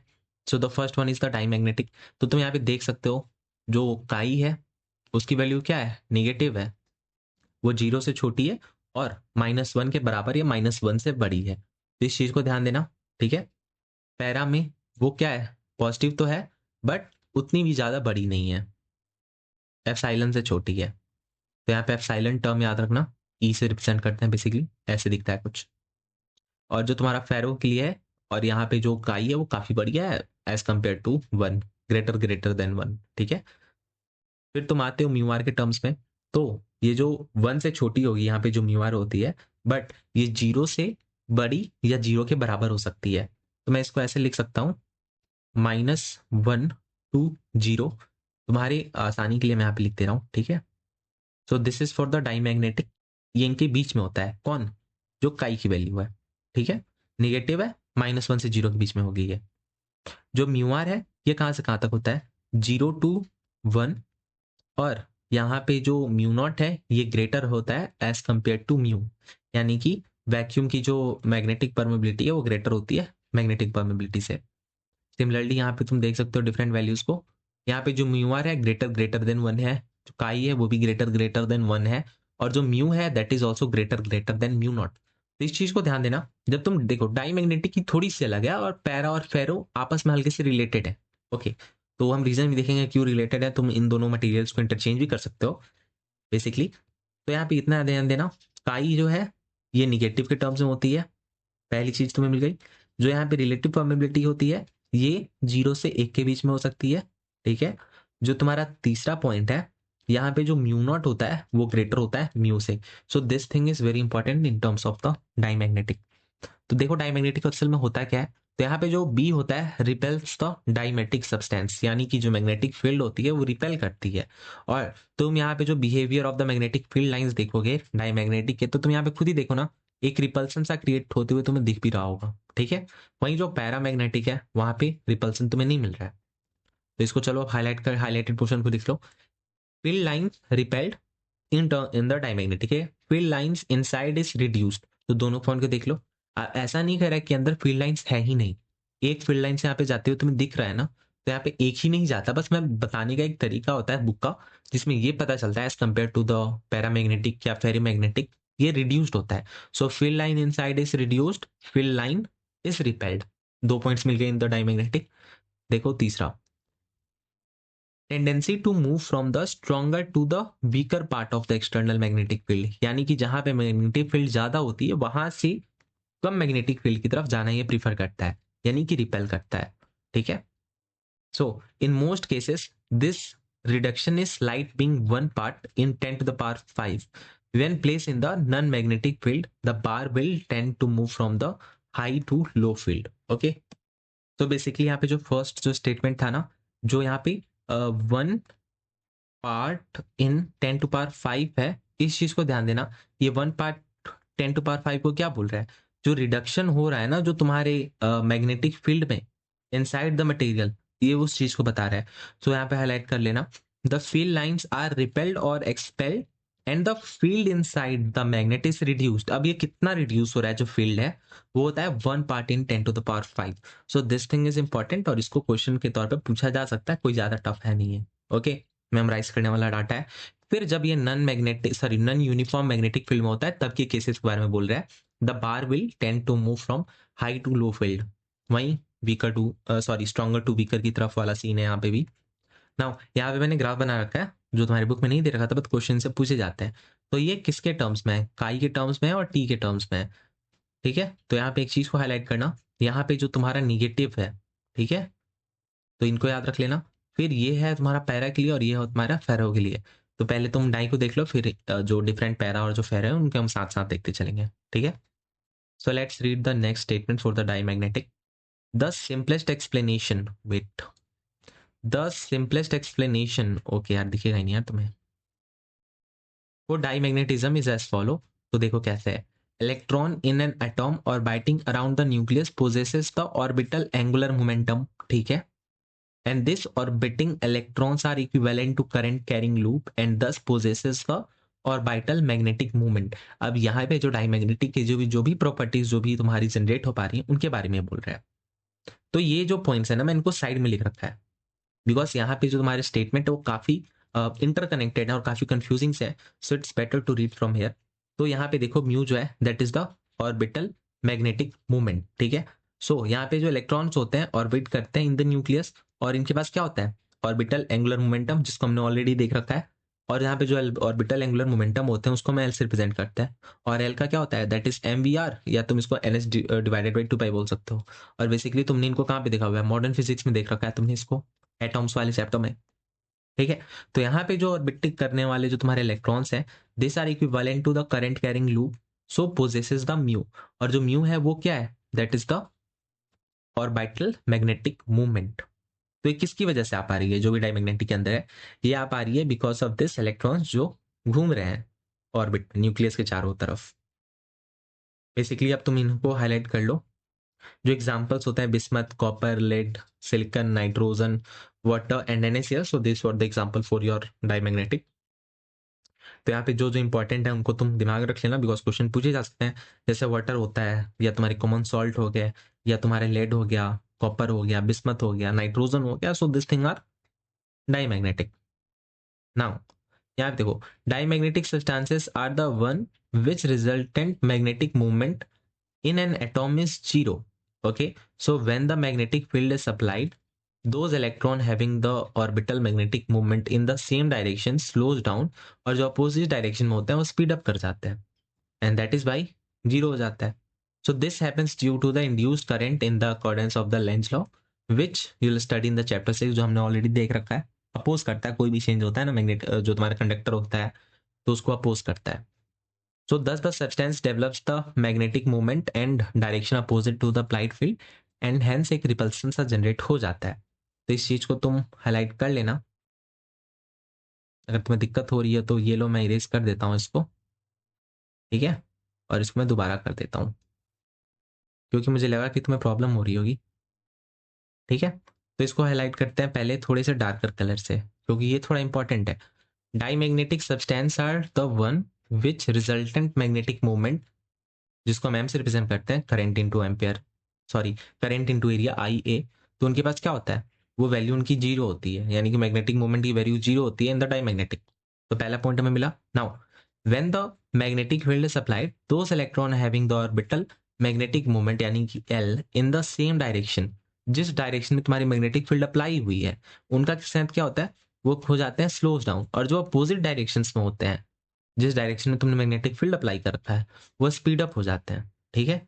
और ये किनकी वजह से होता है, so this happens because of the induced current in accordance to the Lenz law. तो यहाँ पे मैंने यहाँ पे लिख रखा है ना AR, तो यहाँ से एजर्सन रीजन के क्वेश्चन जनरेट हो सकते हैं बिकॉज इन्होंने एजर्सन तुम्हें ऐसे कुछ देना है जैसे तुमने मैग्नेटिक फील्ड अप्लाई करा, जो तुम्हारा ओवरऑल तुम्हें ये पता था कि उनका जो रिजल्टेंट मैग्नेटिक मूवमेंट होता है वो जीरो होता है।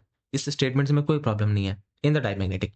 सेकेंड जो पॉइंट आता है, जब तुमने एक एक्सटर्नल मैग्नेटिक फील्ड दिया है यहाँ पे, ठीक है, तुमने यहाँ पे दे दिया, तो उस एक्सटर्नल मैग्नेटिक फील्ड के डायरेक्शन के अगर सेम डायरेक्शन में जो पहले से electrons having the orbital magnetic movement, orbital magnetic movement वो क्या होता है, स्लो होता है। जो उनके अपोजिट होते हैं वो क्या होता है, वो इंक्रीज कर जाता है, स्पीड अप कर जाता है। एंड ये होता क्यों है, this happens because of the induced current. और ये इंड्यूस्ड करंट हो क्यों रहा है, that is happening because of the Lenz law. This is the total इसका जो भी एक्सप्लेनेशन है। Thus the substances develops a net magnetic movement in direction opposite to that applied field and hence repulsion होता है। Okay, now इसके example को हमने already देख रखा है, मैंने नीचे भी लिखा हुआ था। So diamagnetism is represent in all the substances, however the effect is so weak in most cases that it gets shifted by other effect like paramagnetism या फिर फेरोमैग्नेटिज्म। तो तुम यहाँ पे एक चीज को हाईलाइट कर सकते हो, यहाँ पे जो तुम्हारे डाईमैग्नेटिज्म होते हैं ना, सारे के सारे सब्सटेंसेस में मौजूद होते हैं, बट इनके इफेक्ट को या तो दबा दिया जाता है व इंटरचेंज कर दिया जाता है, और ये करने वाले होते हैं अपने पी या एफ, पैरा या फेरिक, है ना। तो तुम ये कह सकते हो जो अपने जो डाईमैग्नेटिज्म है, it's like the universal property. Okay, so the most exotic diamagnetic materials are the superconductors.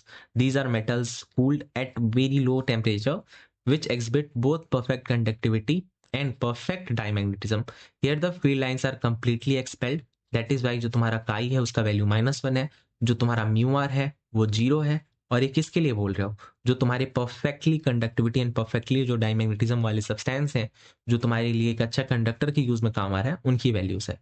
So a superconductor repels a magnet and by Newton's third law is repelled by the magnet। तो तुम यहाँ पे ये बोल रहे हो कि एक सुपर कंडक्टर जो होता है ना, वो एक मैग्नेट को रिपेल कर देता है, और वो रिपेल क्यों करता है, because of the Newton's third law. ठीक है, equal and opposite reaction on two different bodies.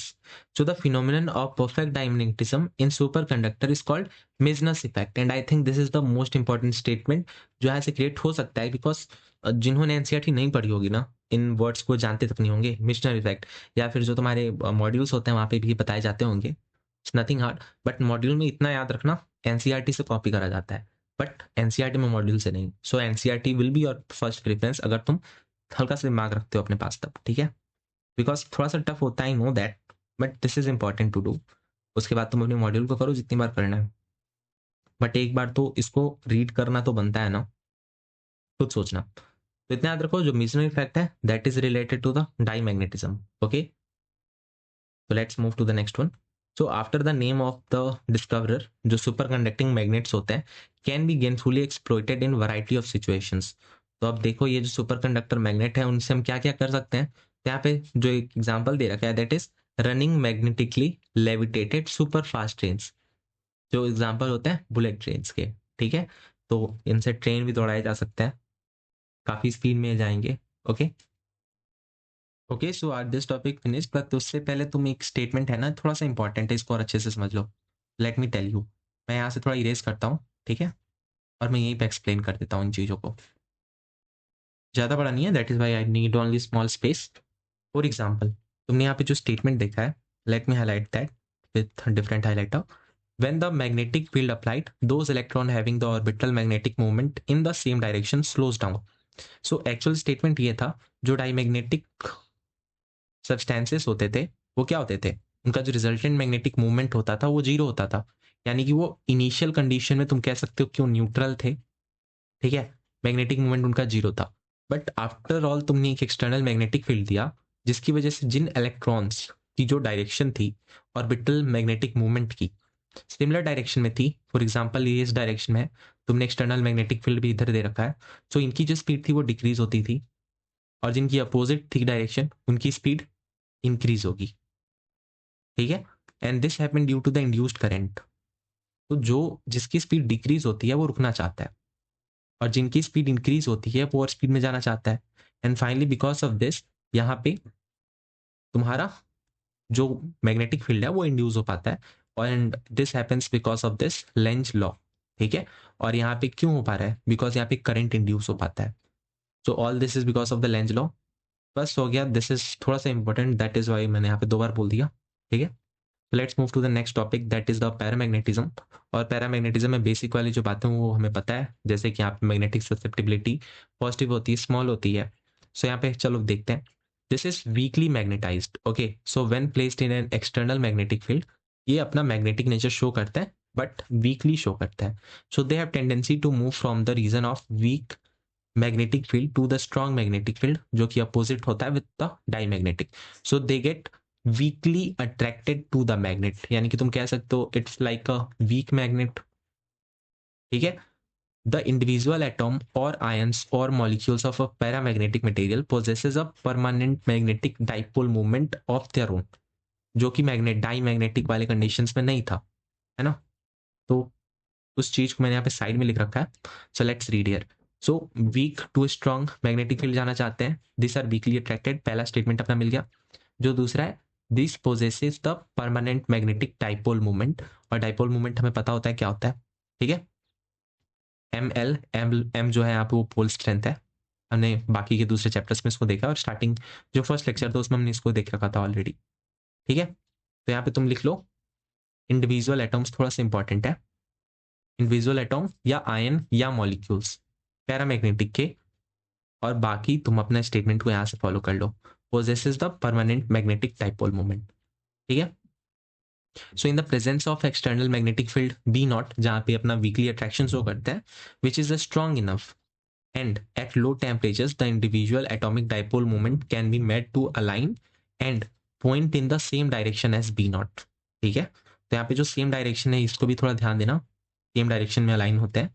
And this shows a bar magnet of a paramagnetic material placed in the external field, the field line get concentrated inside the material and the field inside is enhanced। तो तुम यहाँ पे देख लो, यहाँ पे जो अंदर की तरफ है यहाँ पे फील्ड अच्छी खासी इनहेंस हो चुकी है, और ये क्यों हो पा रही है, बिकॉज यहाँ पे है बी एक्सटर्नल, और जो पहले से जो तुम्हारे पास इसके पास जो भी मैग्नेटिक फील्ड की जो प्रॉपर्टीज थी वो सेम डायरेक्शन में लाइन हो रही है with this the external magnetic field, और ये रहा इसका ग्राफ पैरामैग्नेटिक के लिए। तो ये किसके लिए है, विद द मैग्नेटिक ससेप्टिबिलिटी काई विद द टेम्परेचर। तो इस ग्राफ को थोड़ा सा ध्यान दे देना। ठीक है, now in the most cases the enhancement is slight, being 1 part in 10 to power 5। अब ये 1 part to 10 to power 5 से तुम्हें एक याद आ रहा होगा जो डाईमैग्नेटिक के लिए हमने देखा था, जो क्या हो रहा था, वीक हो रहा था, रिड्यूस हो रहा था, बट यहाँ पे ये इनहेंस हो रहा है विद द सेम अमाउंट जितना मैं डाईमैग्नेटिक वीक अपना वीकनेस शो कर रहा था। ठीक है, तो this happen when in the non-uniform magnetic field a bar magnet will tend to move from weak field to strong, और ये हमें पता है, और ये डाईमैग्नेटिक के जस्ट अपोजिट है। And there is example of this paramagnetisms, या तुम कह सकते हो पैरामैग्नेटिक सब्सटेंसेस, जो कि aluminium, sodium, calcium, oxygen and CaCl2। So keep in mind यहाँ पे जो ऑक्सीजन है दैट इज अ पैरामैग्नेटिक, और इसको तुम रिलेट कर सकते हो विद द केमिस्ट्री ऑल्सो। ठीक है, जो MOT का जो फॉर्मूला होता था ना उससे तुम रिलेट कर सकते हो, जिसमें तुम देखते हो sigma 1s, sigma star 1s, sigma 2s, sigma star 2s। ठीक है, फिर तुम लिखते हो sigma 2p z, pi 2p x equal to pi 2p y। अब देखो यहाँ पे दो दो इलेक्ट्रॉन सब पे रखो, बिकॉज O2 में कितने इलेक्ट्रॉन्स होते हैं, टोटल 16। सो 2 2 2 2 2 2 4 6 8 10 12 14। ठीक है, अब हमें रखना होगा pi star 2p x equal to pi star 2p y। ठीक है,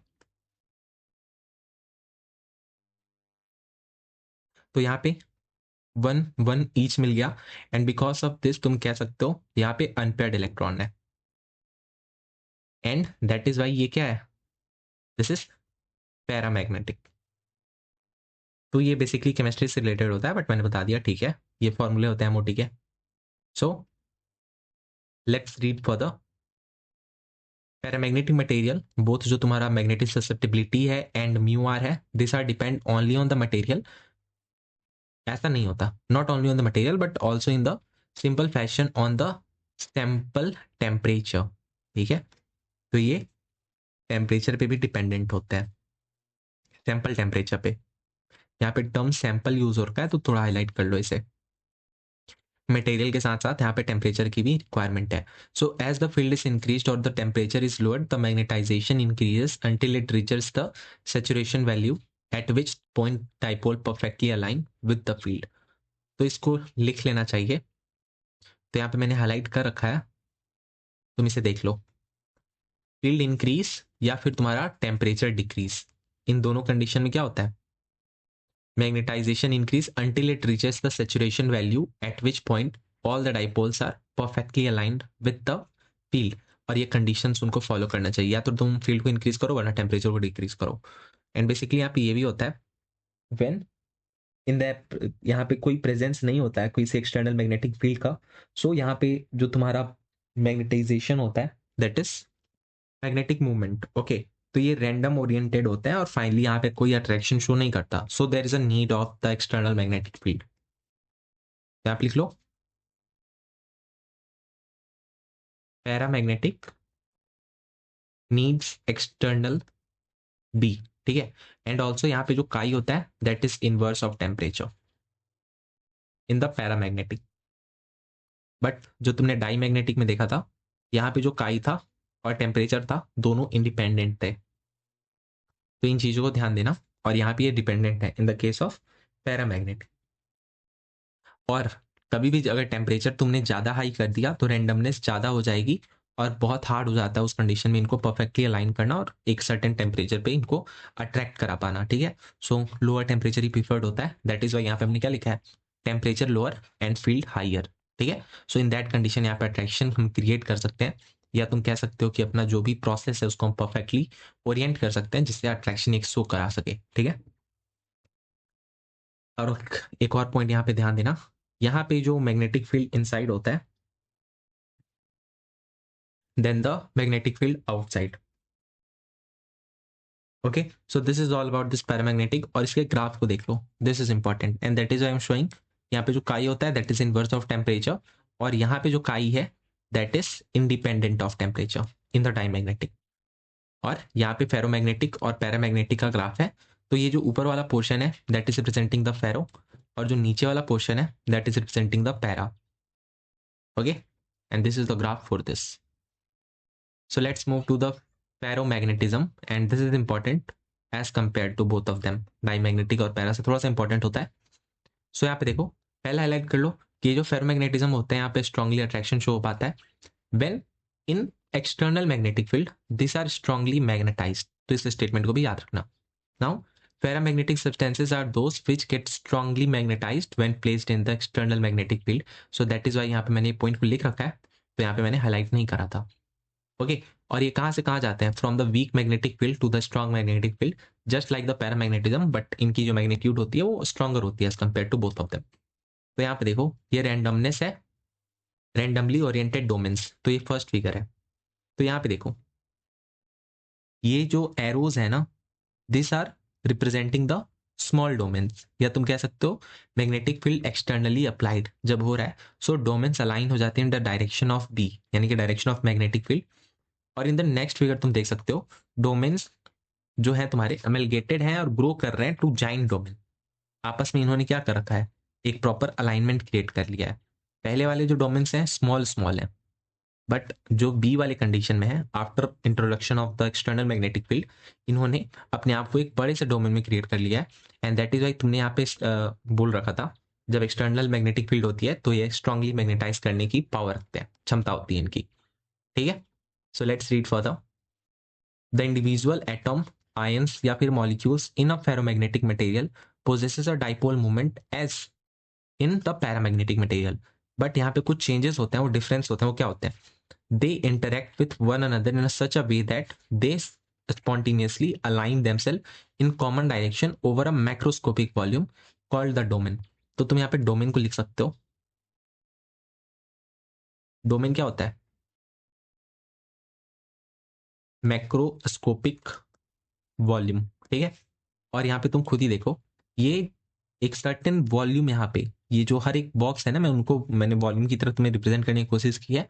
यहाँ पे मैग्नेटिक फील्ड नहीं है, B external is equal to zero, but in second case यहाँ पे बी एक्सटर्नल जीरो नहीं है। तो यहाँ पे जो डोमेन है तुम देखो ये पूरा एज ओवरऑल एक डोमेन जैसा बिहेव कर रहा है, जो पहले काफी सारे छोटे छोटे डोमेन बने हुए थे, ठीक है। तो यहाँ पे इसको हाईलाइट मैंने कर रखा है, macroscopic volume for domain formation. ये रहा तुम्हारा domain and each domain has net magnetisation, और जो डोमेन का जो साइज होता है that is 1 mm and contains weight. जो डोमेन का साइज होता है दैट इज 1 mm और ये कंटेन करते हैं 10⁻11 atoms. This are the statements, या तुम कह सकते हो पॉइंट्स, जो तुम्हारे एनसीईआरटी के टेक्स्ट में मैंने उठा के यहाँ पे लिख रखे हैं, ठीक है। तो चलो अब रीड कर लेते हैं। The explanation of this cooperative effect requires a quantum mechanics, and ये बियॉन्ड द स्कोप है तुम्हारे इस टेक्स्ट बुक के।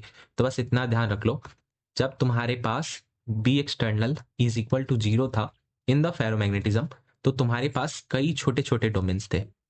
हर डोमेन्स के अंदर एक तुम्हें डायरेक्शन मिल रहा है एरो का जो डिफरेंट ओरिएंटेड है, बट जैसे तुमने अपना मैग्नेटिक फील्ड दे दिया इज इक्वल टू जीरो नहीं रहा एक सर्टेन डायरेक्शन में, तो उनकी जो डोमेन्स की जो डायरेक्शन है वो फॉलो कर रही है एक्सटर्नल की, और ये ओवरऑल एक डोमेन इन्होंने क्रिएट कर लिया मैक्रोस्कोपिक वॉल्यूम में, और यहाँ पे इनकी अट्रैक्शन की जो पावर है ज्यादा हो जाती है, ओके।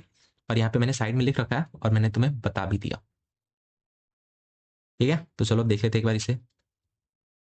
यहाँ पे साइमल्टेनियसली जैसे तुमने अपना बी एक्सटर्नल दे दिया है, डोमेन्स अलाइन हो रहे हैं, ग्रो कर रहे हैं अपने साइज में, इनकी वॉल्यूम इंक्रीज हो गई, एक ओवरऑल की तरह बिहेव कर रहे हैं, इनकी जो डायरेक्शन है वो सिमिलर हो चुकी है सभी की। अब वो ओरिएंट मतलब डिफरेंट डायरेक्शंस में नहीं है, सेम डायरेक्शन में ओरिएंटेड है। फिर यहाँ पे मैक्रोस्कोपिक वॉल्यूम है फॉर द डोमेन फॉर्मेशन। फिर जो डोमेन होते हैं, हर डोमेन के पास अपना एक मैग्नेटाइजेशन है, each domain has net magnetisation. इनकी जो साइज है वो 1 mm है, 1 mm में वो 10⁻11 एटम्स को कंटेन करते हैं, ठीक है। और इसके जो एग्जाम्पल्स होते हैं अभी हम इसको देख लेंगे। सो लेट्स रीड द टेक्स्ट। जो भी इंपॉर्टेंट था मैंने साइड में लिख रखा था, तुमने उसको देख लिया। अब यहाँ पे उतनी इंपॉर्टेंट नहीं है जितने साइड वाले इंपॉर्टेंट थे। So, in the first instant, the magnetization varies randomly from the domain to domain, and there is no bulk magnetization, जो हमने पॉइंट नंबर ए में देखा है, ठीक है। Now, this existence of domains and their motion of B naught are not speculations. One may observe this under the microscope and after the sprinkling a liquid suspension of powdered ferromagnetic substance of sample. तो यहाँ पे ये बोल रहा है कि कोई यहाँ पे हम गैस वर्क नहीं कर रहे हैं, कोई हमारे पास कोई स्पेक्यूलेशंस नहीं है। इसको तुम चेक भी कर सकते हो माइक्रोस्कोप से कि ये परफेक्टली अलाइंड हो पाते हैं, जैसे कि तुमने फिगर बी में देखा है, ठीक है। In the next statement, the ferromagnetic materials the field lines are highly concentrated, non uniform magnetic field, the sample tends to move towards the region of high field, similarly weak to higher जाते हैं। So you may wonder, so what happens when the external field is removed? So in some ferromagnetic materials the magnetization persist, यानी कि तुमने यहाँ पे इसको B को remove भी कर दिया, तब भी तुम्हारा जो मैग्नेटाइजेशन है, अट्रैक्शन की जो इनकी पावर है, क्षमता है, वो एग्जिस्ट कर रही होती है। और वैसे मैग्नेट को हम बोलते हैं हार्ड मैग्नेटिक मटेरियल्स, ठीक है, या तुम इसको बोल सकते हो हार्ड फेरोमैग्नेटिक्स। नाउ एल निको जो एक अलॉय है, अब ये अलॉय किनका किनका है? तो ये अलॉय है, मैंने यहाँ पे साइड में लिख रखा है, आयरन, एल्यूमिनियम, निकल, कोबाल्ट एंड कॉपर। ये 5 का अलॉय है और इन 5 का तुम्हें नाम याद करना है, ठीक है। A for aluminium, N for nickel, CO for cobalt, और सी से याद रख लेना कॉपर भी होता है। और यहाँ पे आई है ना, सॉरी एल है, ये यहाँ पे एक छोटा सा आई दिख रहा है, आयरन। मतलब कुछ भी तुम निमोनिक्स टाइप का क्रिएट करना जिससे तुम्हें 5 के नाम याद हो जाए, ठीक है। एंड ये जो अल्निको है, this is the example of the hard magnetic material. Also natural occurring limestones hard magnetic material की तरह बिहेव कर सकते हैं। सो परमानेंट मैग्नेट यूज्ड इन कहाँ पे होते हैं? कंपास नीडल्स में परमानेंट मैग्नेट्स यूज होते हैं, या तुम इसको हार्ड फेरोमैग्नेट्स भी बोल सकते हो। So natural occurring lodestone is another. Lodestone क्या होता है भाई? Lodestone such materials forms a permanent magnet to be used among other things as a compass needle। तो let me check this। Okay, so यहाँ पे लाइमस्टोन मैंने लिख दिया है, दिस इज द लोडस्टोन। और ये लोडस्टोन होता क्या इसका है? This is the Fe3O4। ये एग्जैक्टली Fe3O4 नहीं है, but this is the specific form of the magnetite, ठीक है।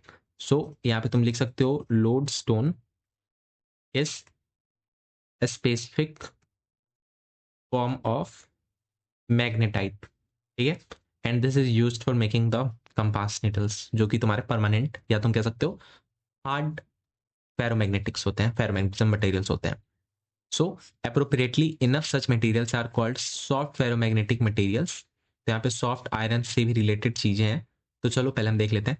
On the other hand there is a class of ferromagnetic materials in which the magnetisation disappear on the removal of the external field. यानी कि तुमने 2 types को देखा, एक जब तुमने बी को रिमूव करा तो वो परसिस्ट कर रहे थे, तो उसको तुमने बोला हार्ड, ठीक है। और एक जो गायब हो जा रहे थे उनको तुमने बोला सॉफ्ट, ठीक है। तो तुमने हार्ड के एग्जांपल में क्या देखा? लोडस्टोन, अल्निको, ठीक है।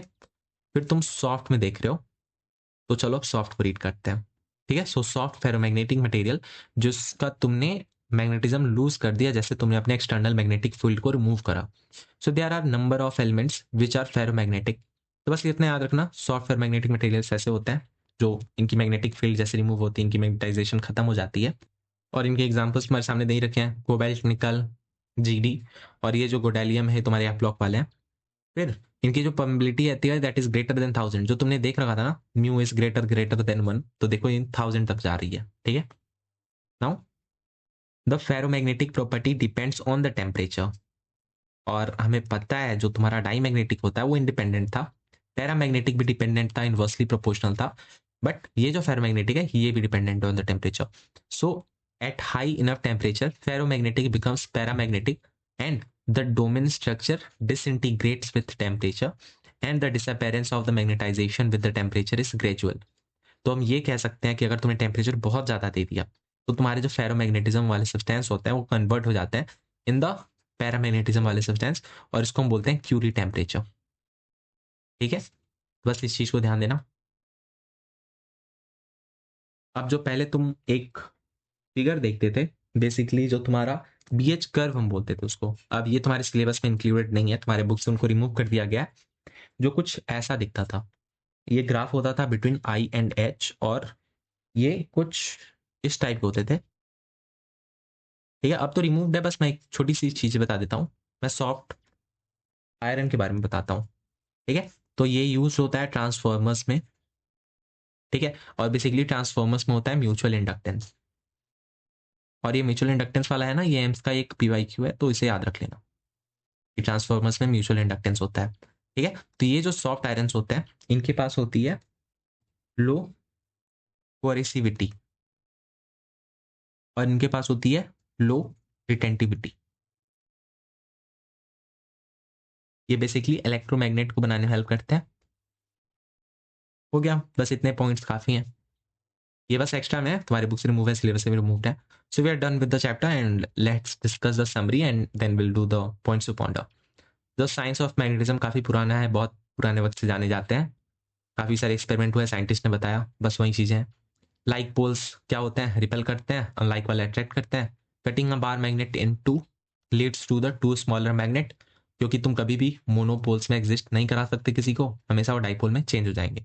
Point number 2, when a bar magnet of dipole moment m is placed in the uniform magnet field b, तो यहाँ पे जो फोर्स होगा वो होता है उन पे 0. टॉर्क होता है दैट इज एम बी, जिसको तुम एम बी साइन थीटा भी बोल सकते हो. पोटेंशियल होता है that is minus M B cos theta. जहाँ साइन थीटा है दिस इज वेक्टर, जहाँ कॉस आ गया दैट इज स्केलर. तो इस चीज को ध्यान देना. So where we choose the zero of energy at the orientation where M is perpendicular to B, यानी कि जो पोटेंशियल एनर्जी होता है एट 90 डिग्री जीरो हो जाएगा, बिकॉज कॉस 90 क्या होता है, जीरो होता है. पॉइंट नंबर 3, तो यहाँ पे हमने देखा था अपना एक्सियल और फॉर्मूले. ठीक है, एक्सियल के लिए देखा था और हमने इक्वेटोरियल के लिए देखा था. तो ये कंडीशंस थे when R is greater than L, तो हमने ये दो फॉर्मूले को देखा था. और basically in the first lecture हमने जब R is greater to L नहीं था तो उनके लिए कौन सा फॉर्मूला होता था उसको भी हमने डिस्कस कर रखा है. सो तुम उसको चेक कर सकते हो. ठीक है, फिर तुमने गॉस लॉ को देखा, फिर गॉस लॉ में हमने ये भी देखा कि कैसे ये रिलेटेड है with your formula of the electro वाले. ठीक है, इलेक्ट्रोस्टैट के. So Gauss law of magnetism state that the net magnetic flux through any close surface is zero. तो इसको याद रखना, जीरो इसलिए क्योंकि यहाँ पे कभी भी मोनोपोल में तो एग्जिस्ट करता नहीं है, तो ओवरऑल क्या हो जाता है, जीरो हो जाता है. बट जब तुम इलेक्ट्रिक वाले में देखते थे तो वहाँ पे तुम सिंगल चार्ज को आइसोलेट कर सकते थे, तो इसलिए वो Q divided by epsilon not के प्रोपोर्शनल आता था, Q इनक्लोज्ड. ठीक है, बट यहाँ पे इस सिचुएशन नहीं हो पाता क्योंकि मोनोपोल्स को तुम ले नहीं सकते हो, तो हमेशा तुम नॉर्थ और साउथ दोनों को ले रहे होगे. So that is why it is overall equal to zero. ठीक है, फिर ये जो फॉर्मूला है तुम्हारे टेक्स्ट बुक में नहीं था. ठीक है, बट मैंने तुम्हें वहां पे बता रखा था और यहाँ पे इन्होंने इसको इंट्रोड्यूस कर रखा है. So consider a material placed in the external magnetic field that is B naught, और बी नॉट का क्या होता है value, that is mu naught N I, अगर तुम सोलेनोइड की टर्म्स में बातें कर रहे हो. एंड मैग्नेटिक इंटेंसिटी इसकी कैसे डिफाइन करोगे, इसको जब तुम म्यू नॉट से डिवाइड करोगे तो फाइनली जो तुम्हारी मैग्नेटिक इंटेंसिटी आएगी that would be H is equal to N I. और इस पे हमने एक क्वेश्चन कर रखा है जो एग्जाम्पल वाले क्वेश्चन थे. Now magnetisation M of a material is its dipole movement per unit volume. Capital M just starting of the lecture में तुमने अच्छे से समझा है, फॉर्मूलेस को देखा है तो तुम्हें प्रॉब्लम नहीं होगी. इस फॉर्मूले को भी हमने देखा था, इनको हमने देखा था. ये जो काई है इसको हम मैग्नेटिक ससेप्टिबिलिटी बोलते हैं. हर मटेरियल के लिए अलग होता है. डाई मैग्नेटिक के लिए क्या होता है, निगेटिव होता है. पैरा और फेरो के लिए ये पॉजिटिव होता है. पैरा में ये स्मॉल होता है, फेरो में ये काफी लार्ज होता है, ग्रेटर देन 1 हो जाता है. ठीक है, तो three quantities of chi, the relative magnetic permeability mu R और mu R related as follow. तो इन तीनों की रिलेटिबिलिटी बता रखी है कैसे आपस में रिलेटेड है. और खासकर ये जो है ये थोड़ा इंपॉर्टेंट है, म्यू आर 1 प्लस काई, इसे क्वेश्चन बन सकते हैं आसानी से. Point number 7, magnetic materials are broadly classified as diamagnetic, para and the ferromagnetic. Diamagnetic में जो काई है वो नेगेटिव स्मॉल होता है, पैरा में ये पॉजिटिव और स्मॉल होता है, फेरो में ये पॉजिटिव एंड लार्ज होता है, ठीक है। And chi are characterised by the non linear relationship between B and H. Okay, तो यहाँ पे ये थोड़ा इंपॉर्टेंट स्टेटमेंट है बिकॉज तुम्हारे को ये स्टेटमेंट मिला नहीं है तुम्हारे टेक्स्ट में, ठीक है। तो इसको हम यहाँ पे लिख सकते हैं, chi are characterised by non linear relation, किसके बीच में, बिटवीन बी एंड एच। तो इस चीज को ध्यान देना, ठीक है। ये स्टेटमेंट में पहले नहीं मिला था, ये फॉर्मूले के रूप में मिला था, but in the form of statement ये मैं पहली बार दिख रहा है। So that is why it is important यार। Okay, so let's move to the point number 8, substances which are at the room temperature they retain their ferromagnetic property for a long period of time, और इसको हम permanent magnets बोलते हैं। फिर हमने Curie temperature को introduce करा था जो तुम्हारी बुक में नहीं है बट इट इज इंपॉर्टेंट। तो क्यूरी टेम्परेचर में होता ये था कि जो फेरो वाले थे वो पैरा में चेंज हो जाते थे एट द हाई टेम्परेचर। तो बस इस चीज को याद रखना। Now here is the physical quantities और इनके जो डायमेंशंस है, दैट थिंग इज इंपॉर्टेंट। तो पहली बात, here is your mu naught. Wait a minute, तो wait a minute, I think हमसे एक हो गई है mistake, we have done a mistake here. Flow में हो गया है, रुक जाओ मैं बताता हूँ। मैंने यहाँ पे इनको डायमेंशनलेस बोल दिया है, ठीक है। ये डायमेंशनलेस नहीं होते, सिर्फ म्यू आर डायमेंशनलेस होता है। बट जो तुम्हारा म्यू है, म्यू नॉट है, इनके पास अपना डायमेंशंस होता है, ठीक है। So that was a mistake, error. तो यहाँ पे तुम लिख सकते हो जो म्यू आर है, जो काई है, दिस इज डायमेंशनलेस। अच्छा कि वक्त पे मिल गया, नहीं तो फिर बाद में मैं नहीं बता पाता इसको, है ना। और जो तुम्हारा म्यू है, म्यू नॉट है, इनके पास होता है अपना डायमेंशंस। अब तुम डायमेंशन कैसे फाइंड आउट कर सकते हो, तरीका होगा फाइंड आउट करने का, let's try to check. Basically तुम कैसे कर सकते हो इसको, तो सबसे आसान तरीके से मैं याद करता हूँ, वेट। तो तुम बी के फॉर्मूले से इसको फाइंड आउट कर सकते हो। So F is equal to B I L एक फॉर्मूला होता है। तो एफ का क्या होता है dimension, that is M L T minus two, ये फोर्स का हो गया। आई करंट का हो गया एम्पियर, और एल हो गया एल, ठीक है। तो एल एल यहां से कैंसिल आउट होगा। So M T minus two A minus one. So this is your formula for the magnetic field B, ठीक है। अब इनको तुम रिमूव कर लो। नाउ अब इस बी का एक फॉर्मूला होता है, that is mu naught N I, okay. And ये इक्वल हो जाएगा M T minus two A minus one के। फिर यहाँ से करंट वापस इसके पास जाएगा तो ये ए माइनस टू हो जाएगा, इसको अब रिमूव कर दो। फिर ये जो एन है, that is number of turn per unit length. तो यहाँ से एक एल ऊपर जाएगा, तो फाइनली जो तुम्हारा म्यू या म्यू नॉट होगा, इनका जो डायमेंशंस होता होगा, ये आएगा M L T minus two A minus two, ठीक है।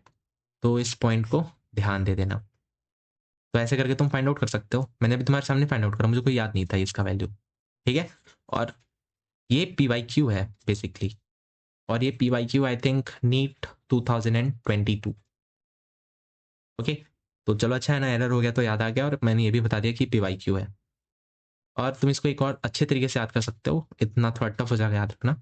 बेसिकली ये प्रॉपर फॉर्मेट नहीं है, मैं जो तरीका बताने जा रहा हूँ, बस एक टाइप का निमोनिक्स है जिससे तुम्हें आसानी से याद रहेगा। बस इतना याद रखना, फोर्स को तुम्हें करंट स्क्वायर से डिवाइड करना है, ठीक है। तो फोर्स क्या होता है, M L T minus two, और करंट स्क्वायर होता है ए टू, तो ये क्या हो जाएगा ए माइनस टू। तो ऐसे करके तुम इसको याद कर सकते हो। इट्स जस्ट निमोनिक, कोई फॉर्मूला नहीं है, just keep in mind, okay. So let's check जहां से अपना बाकी है। तो ये होते हैं स्केलर क्वांटिटी, इनका हमने फॉर्मूला देख लिया कैसे मिलेगा, NEET 2022 P Y Q, okay. और इनका वैल्यू तुम्हें पता होता है, क्या होता है, mu naught divided by 4 pi, that is equal to 10⁻⁻⁷। ये भी एक वैल्यू होती है इनकी। सो बी का वैल्यू हमने फाइंड आउट करा था, जब हम फाइंड आउट कर रहे थे अभी म्यू का वैल्यू, तो वहाँ पे तुमने देखा था मैंने कैसे फाइंड आउट करा इसको। F is equal to B I L से इसको मैंने रिलेट करके फाइंड आउट कर दिया। इसका जो स्केलर होता है, सॉरी इसका वेक्टर होता है, और इसका जो यूनिट होता है वो टेस्ला होता है। और 1 tesla that is equal to 10⁴ G, G से यहाँ पे गाउस होता है, मतलब इसका। नाउ मैग्नेटिक मूवमेंट क्या होता है, magnetic movement that is I A, current into area, current का हो गया एम्पेयर, और एरिया हो गया मीटर स्क्वायर। तो तुम यहाँ से इसको लिख सकते हो। फिर आता है तुम्हारा मैग्नेटिक फ्लक्स फाइव बी। तो फाइव बी को तुम कैसे रिलेट कर सकते हो, बी ए फ्लक्स का होता है बी ए कॉस थीटा, तो बी का तुमने अभी वैल्यू देखा that is M T minus two A minus one, और एरिया क्या हो जाएगा L2। तो this is your value. Similarly magnetisation के लिए हमने ऑलरेडी देख रखा था, वो क्या होता था, that was a divided by L, और इसको तुम कैसे बोल रहे थे, तुम यहाँ पे बोल रहे थे current into area divided by volume. इस फॉर्मूले से तुम इसको निकाल सकते हो। सिमिलरली जो तुम्हारी मैग्नेटिक इंटेंसिटी होती है उनका भी वैल्यू सेम होता है डायमेंशन का। ससेप्टिबिलिटी जो होता है वो स्केलर होता है और वो डायमेंशन लेस होता है, we know this. Relative mu R ये भी डायमेंशन लेस होता है, और जो म्यू होता है मैग्नेटिक परमेबिलिटी, इसकी जो डायमेंशन सेम होती है as the permeability of the free space. और इनके जो डिफरेंट छोटे छोटे फॉर्मूले यहाँ पे साइड में लिख रखे हैं, दिस थिंग इज इंपॉर्टेंट। बस हो गया, we are done with this. So let's check the points to boundary here. So in the first point it is nothing important, कोई यहाँ पे इंपॉर्टेंस नहीं है, बस यहाँ पे लास्ट वाला स्टेटमेंट है, थोड़ा अच्छा है। The science and engineering go hand in hand, one leading and assisting the other in tandem. एक दूसरे के रिसर्च पेपर से दूसरे साइंटिस्ट सीखते हैं और समय के साथ साथ सब अडेप्ट करते जाते हैं और सबसे बेटर अंडरस्टैंडिंग मिल पाती है। Point number 2, magnetic monopole do not exist. We know that कि अगर तुमने कितने भी छोटे मैग्नेट को काटा वो नॉर्थ साउथ में अगेन बट जाएगा और कभी भी मोनोपोल नहीं हो पाएगा। So if you slice a magnet in half, you get two smaller magnets. On the other hand, isolated positive and negative charges exist. यानी कि that is why जब तुम गॉस लॉ को लिखते हो, तो जब तुम्हारा गॉस लॉ आता है फॉर द मैग्नेट पर्पस, तो यहाँ पे बी नेट जो होता है that is equal to zero. But when it is in the terms of electrostatic, तो यहाँ पे आता है Q divided by epsilon naught electrostatic में। और इसके पीछे का रीजन यही है, जो मैग्नेट में मोनोपोल एग्जिस्ट नहीं करते और वहीं जो तुम्हारे चार्ज होते हैं वो सिंगली आइसोलेट हो सकते हैं, पॉजिटिव या फिर नेगेटिव। और इसको हमने ऑलरेडी इन टेक्स्ट क्वेश्चन में देख रखा है। So there exist a smallest unit of charge, जो होता है ई की value 1.6 ten to power minus 19 coulomb, और यहाँ पे मॉड है magnitude, so that is why we are taking the positive value. And all the other charges are integral multiples of the smallest unit charges. इसको तुम Q is equal to any की तरफ से बोल सकते हो, जिसको हमने इलेक्ट्रोस्टैट में देख रखा है। So in other words charge is quantized, और ये होता है क्वांटाइज्ड का value. So we do not know why magnetic monopole do not exist और why electric charge is quantized. तो एक्चुअली में हमें पता नहीं है, बुक को पता नहीं है, बस स्टेटमेंट को याद रख लो।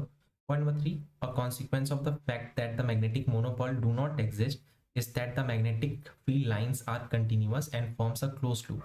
तो इसके पीछे का ये रीजन हो सकता है और यहाँ से दर्शन रीजन के क्वेश्चन क्रिएट हो सकते हैं। ये कंसिक्वेंस यानी कि रिजल्ट हो सकता है इस फैक्ट का कि मैग्नेट के पास मोनोपोल एग्जिस्ट नहीं करते।